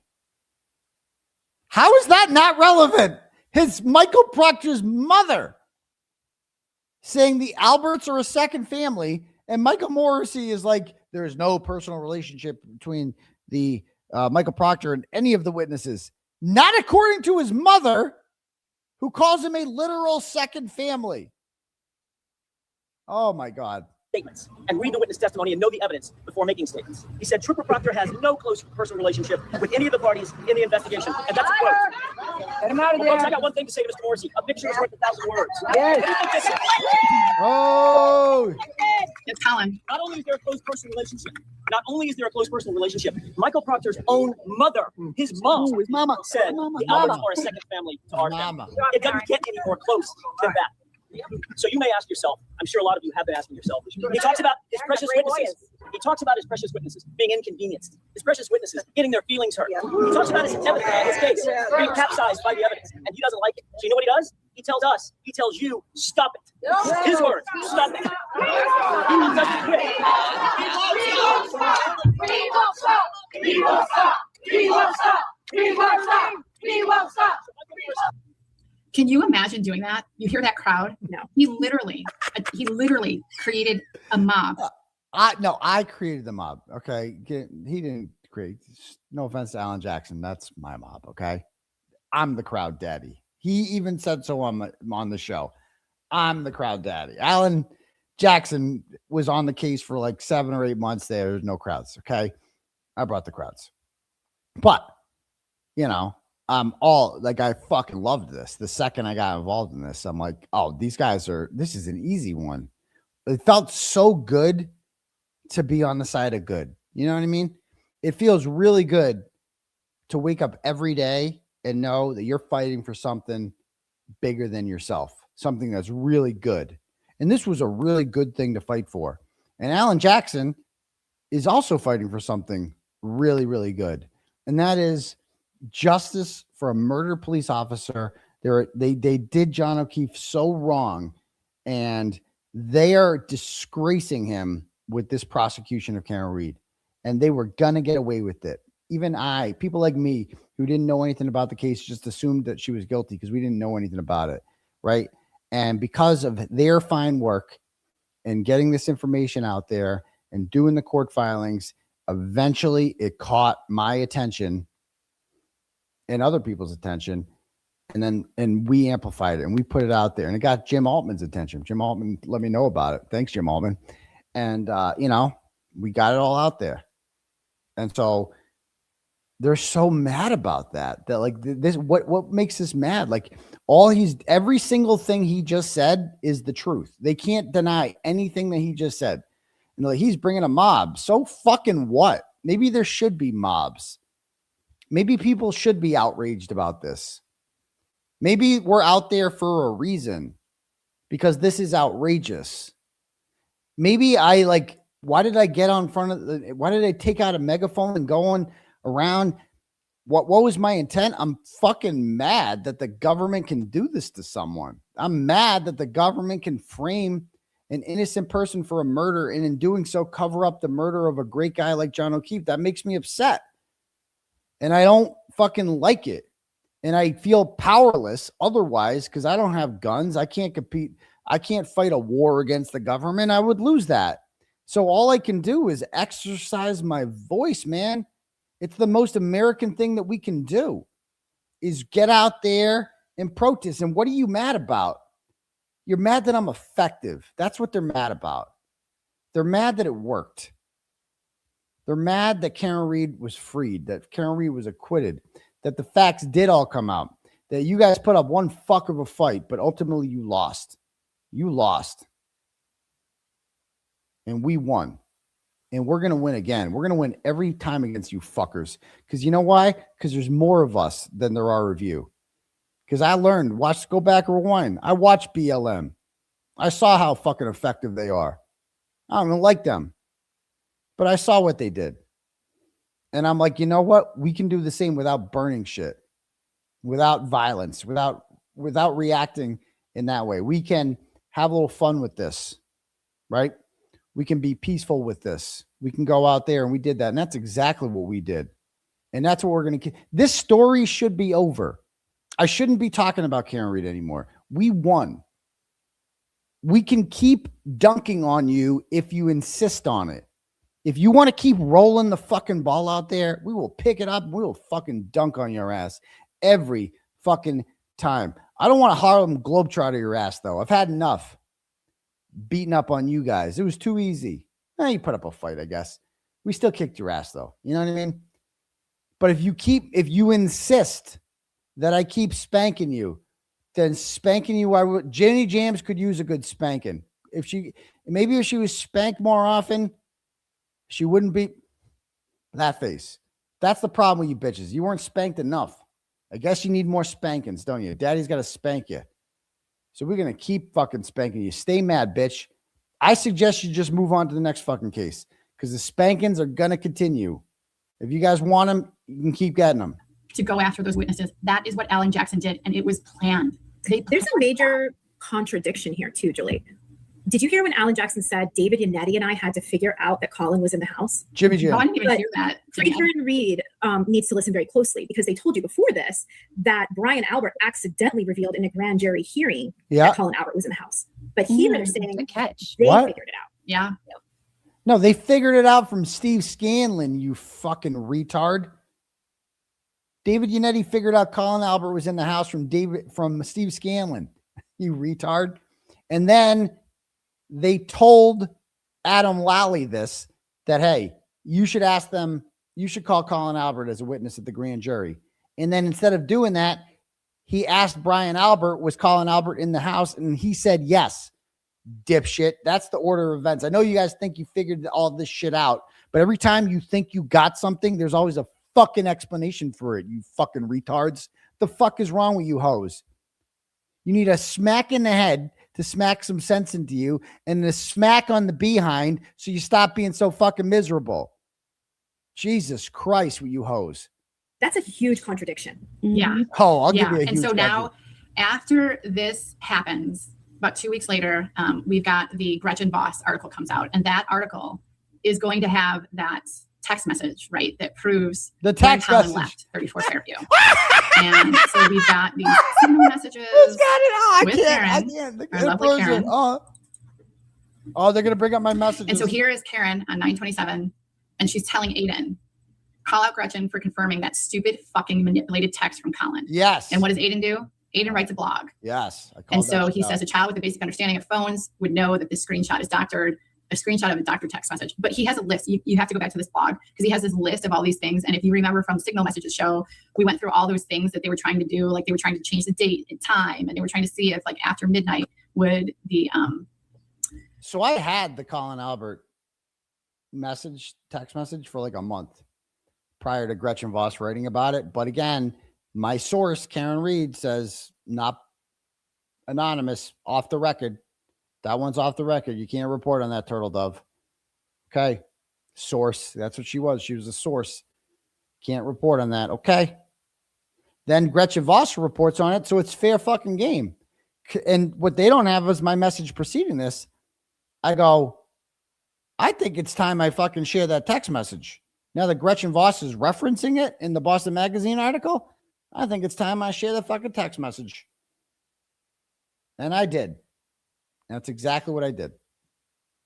Would it roll over? And so if you recall in the filings that we are going to discuss, they do talk about that text message. Mm-hmm. And there was a lot of, what would you call that? Fervor on social media and with content creators. Oh my God. And by the way, just a reminder that they only have, you've seen Julie Carpenter is very friendly with my ex-girlfriend on Twitter, like because that's where she got it from, obviously. Oh, they don't talk to each other though. They don't talk to each other. They're just pals on Twitter. Totally normal. And she just happens to have my phone extraction, which only me and her had.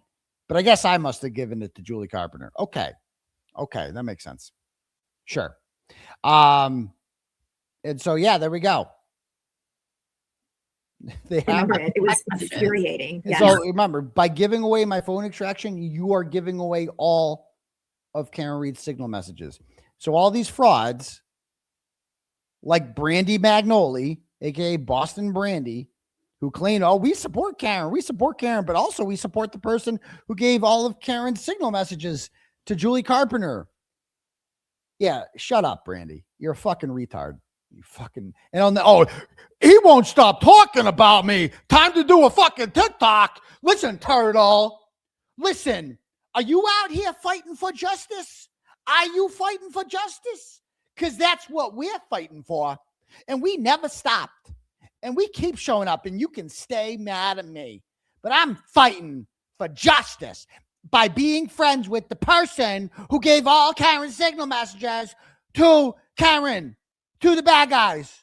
Okay? You think you're hot shit, Turtle? How about me and my fucking ambiguously gay husband over here come over here and he give you a smack in the fucking head, Turtle? Why don't you come to Weymouth? Huh? You want to come to Weymouth, Turtle? Huh? I support Karen because I'm out here tailgating 24/7 for Karen. I don't see you there. I don't see you sitting in the cart. I don't see you doing that. All you did was organize a gigantic movement to raise $1.1 million for her and help pay for all the experts that ultimately had to go free. But did you tailgate? Huh? Did you come to the civil hearings, Turtle Dove? Huh? I didn't record Karen. I got that go for me. Did you? Because that's the ultimate litmus test. Did you ever hit the fucking record button? We all fucking know that, don't we, Brandy? All these fucking people, I can't. And so, yeah, we're gonna get to that too. We're gonna get to the fallout. Can we point out real quickly that he wrote, "Did Boston Magazine verify Right. this did not happen?" Yeah, and he argued with her. He kind of went back and forth with Gretchen about this. But also, I want to point out that the he was getting a lot of messages from his followers who were actually the ones who were suggesting to him that this was Photoshop. So he was getting turtle chats and he was getting, messages during live. So even anyway on live and accused Colin Albert of being involved in this. And the only crime that Colin Albert had that night was wanting to say happy birthday to his cousin, which just makes it even that much sadder that he got pulled into this. In person. And so we've shown these before. I think we showed some of them. Okay, I can't. This all came from one fucking turtle chat. All this shit. I went down that rabbit hole. It's fucking almost 1 a.m. I'm wide awake. I could do this all fucking night. But anyway, let me see if we have any more turtle chats, shall we? And the longer I go, the more I grift. But let's see. We got Kim from Texas sends $10, goes, Dana Delby is Bibi Fell's ex. His ex shows many unsettling teeny weeny peeny pics. I am traumatized. Yeah, that's, again, never forget. The person that Karen Reed is supposed to be afraid of, the big badass, the closer Bibi Fells with the pantsuit. She married a transsexual porn star without knowing he was a transsexual porn star. And he left her and the kids to be a transsexual porn star. And we're supposed to be afraid of that person. The woman who couldn't keep her husband because he wanted to be a transsexual porn star. Okay. All right. Really, I'm so scared. I'm so scared of the woman who couldn't keep a transsexual porn star husband. I'm so scared. Oh, don't sue me, transsexual porn star. Don't make me call my ex up. He'll come over here and make a porn with you. Oh, so scared. All right. Tortoise Interference sends $10, goes, I don't get the attraction to Julie. I think she looks like a cartoon character from Schoolhouse Rock. I'm not attracted to her. Whoever said I was attracted to her? Fuck no. And also, I'm so sick of hearing people mispronounce your name in court in interviews. Do you think we could get better to call them the McCrabs and Asperts? I mean, yeah, it is a little disrespectful. And he better say it right at trial. Cosgrove, that we need a motion in Lemonade. We do need a motion in Lemonade that they pronounce my name right. I think we need to do that. So there we go. And that's the thing with some of these foreskin girls. I think some of them want to hate fuck me. Like Jill Daniels wants to hate fuck the shit out of me. She wants me to hate fix her fridge so bad. We all know that. We took a poll on that. Jill Daniels definitely wants a piece of that sweet turtle pie. But, I mean, some of these foreskin girls, I think they kind of do. I think they're just mad. They're like, why won't he intimidate me? Because you're not intimidated worthy. I don't know what you want me to say. Maybe call someone else up. I don't know. Maybe call up Cryford. Maybe his girlfriend sleep by 7. He can come over whenever you want, He'll just give her some warm milk and she'll be in bed in no time. Okay. She'll be watching Matlock and things will be fine. Lizer sends $100 to end the night and goes, you are the best. Your laugh is everything. Screw the Fourskins. Thank you so much. See, I'm glad I grifted. You got an extra $100 right there. That's sweet. Also, let's see.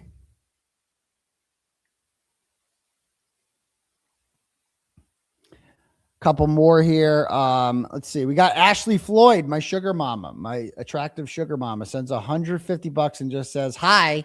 And she gave me the winking emoji. Hi, Ashley. How you doing, baby? Thanks. Next, we have Alexandra sends $50 and goes, sending you some love will be our next court date. At my next court date. Thank you so much, Alexandra. I appreciate that so much. Sarah sends $22.70. I see what you did there. And says, shout out to Bob and Ali Mata. Almost at 70,000. Yeah, go give Defense Diaries a sub. That's what we do around here. We support fellow content creators who support us. And so he had a great rant that I played on. I think I played it on my Bus Stop Live Friday morning or during Sex Cult Thursday night. I forget. But it was a great one. It was classic Bob Mata. Thank you. Chris sends $25 and goes, good show, Doc. I hope to see. And he did an awesome interview with my attorney, Mark Betterow. And I learned a lot about my attorney. I didn't know some of the cases he did. This gun case with this guy from Florida that he remembers real well. Watch. If you like good content, if you can't get enough Betterow content, go watch his interview with Betterow because it's excellent. Chris sends $10 and goes, good show, Doc. hope to see you and Rachael Rollins interview. I will definitely interview her. Carrie sends $5, goes, what a great presentation tonight. Thank you. I'm glad you liked it. It was kind of impromptu, if you will. Yeah. By the way, what would these hoes do if Jen McCabe was like indicted? Like, what would they do? Would they still have her back? Would they say she's like innocent, like a victim of the feds? I think they would. I don't think there's anything you could do. All right, let me read some memberships here. Bang through these and we'll call it night. We got, I feel a tick, tick, boom coming sooner than later. Yeah, maybe we need one, but you can't play it because it's copyrighted. So we had to ditch that entry song. Sorry. Cupcakes for Justice is giving 5 memberships out. Thank you, dear. Candy Cane says, where have you been? Will, where have you been? Petty soon? We could always use a Will Petty, can't we? Honestly, Judge Jolene has just been doing all the work for everyone, doing the heavy lifting. Get Back Loretta is a new member. Thanks, dear. You're going to love it here. Always with you, says Stephanie Patterson. Always with you. Thank you, Steph.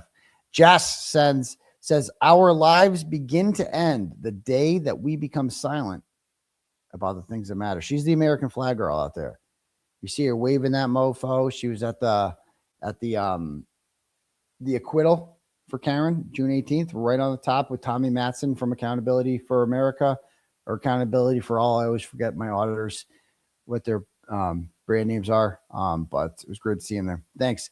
Asserin Fish says Bibi Fell, but not on her knuckles. But you're a funny guy there, Asserin Fish. Thank you. Tiffany says hashtag free Turtleboy. Thank you, Tiff.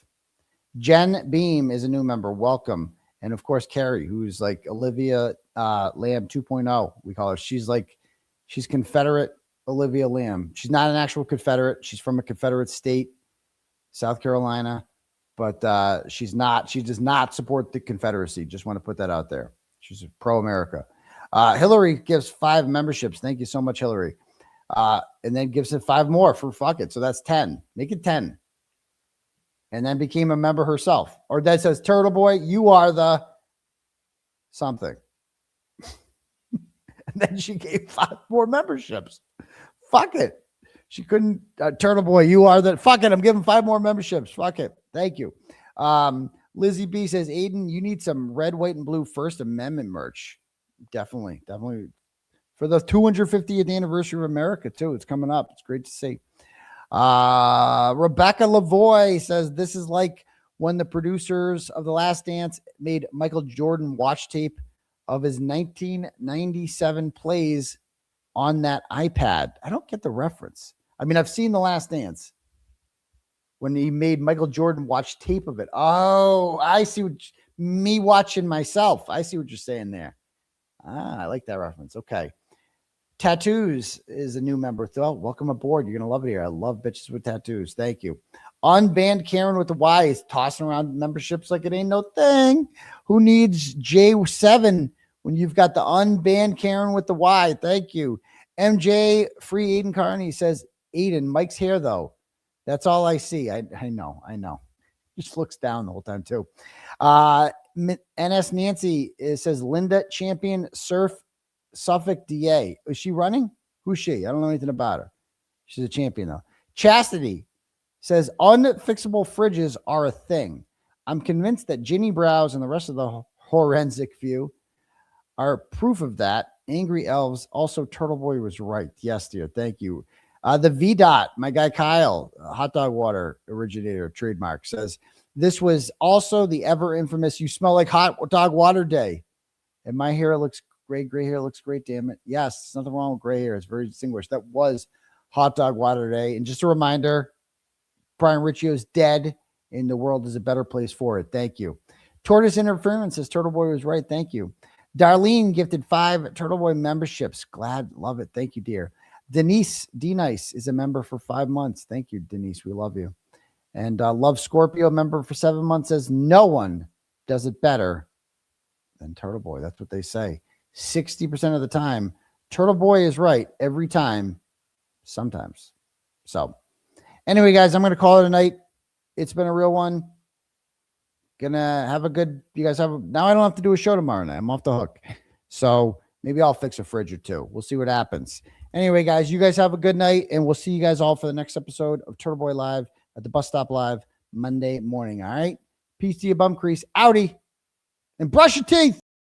Top down, riding down Main. It's a clear night. Screens glowing blue. Got the facts in my headlights. Commonwealth tripping, but the truth stay calm.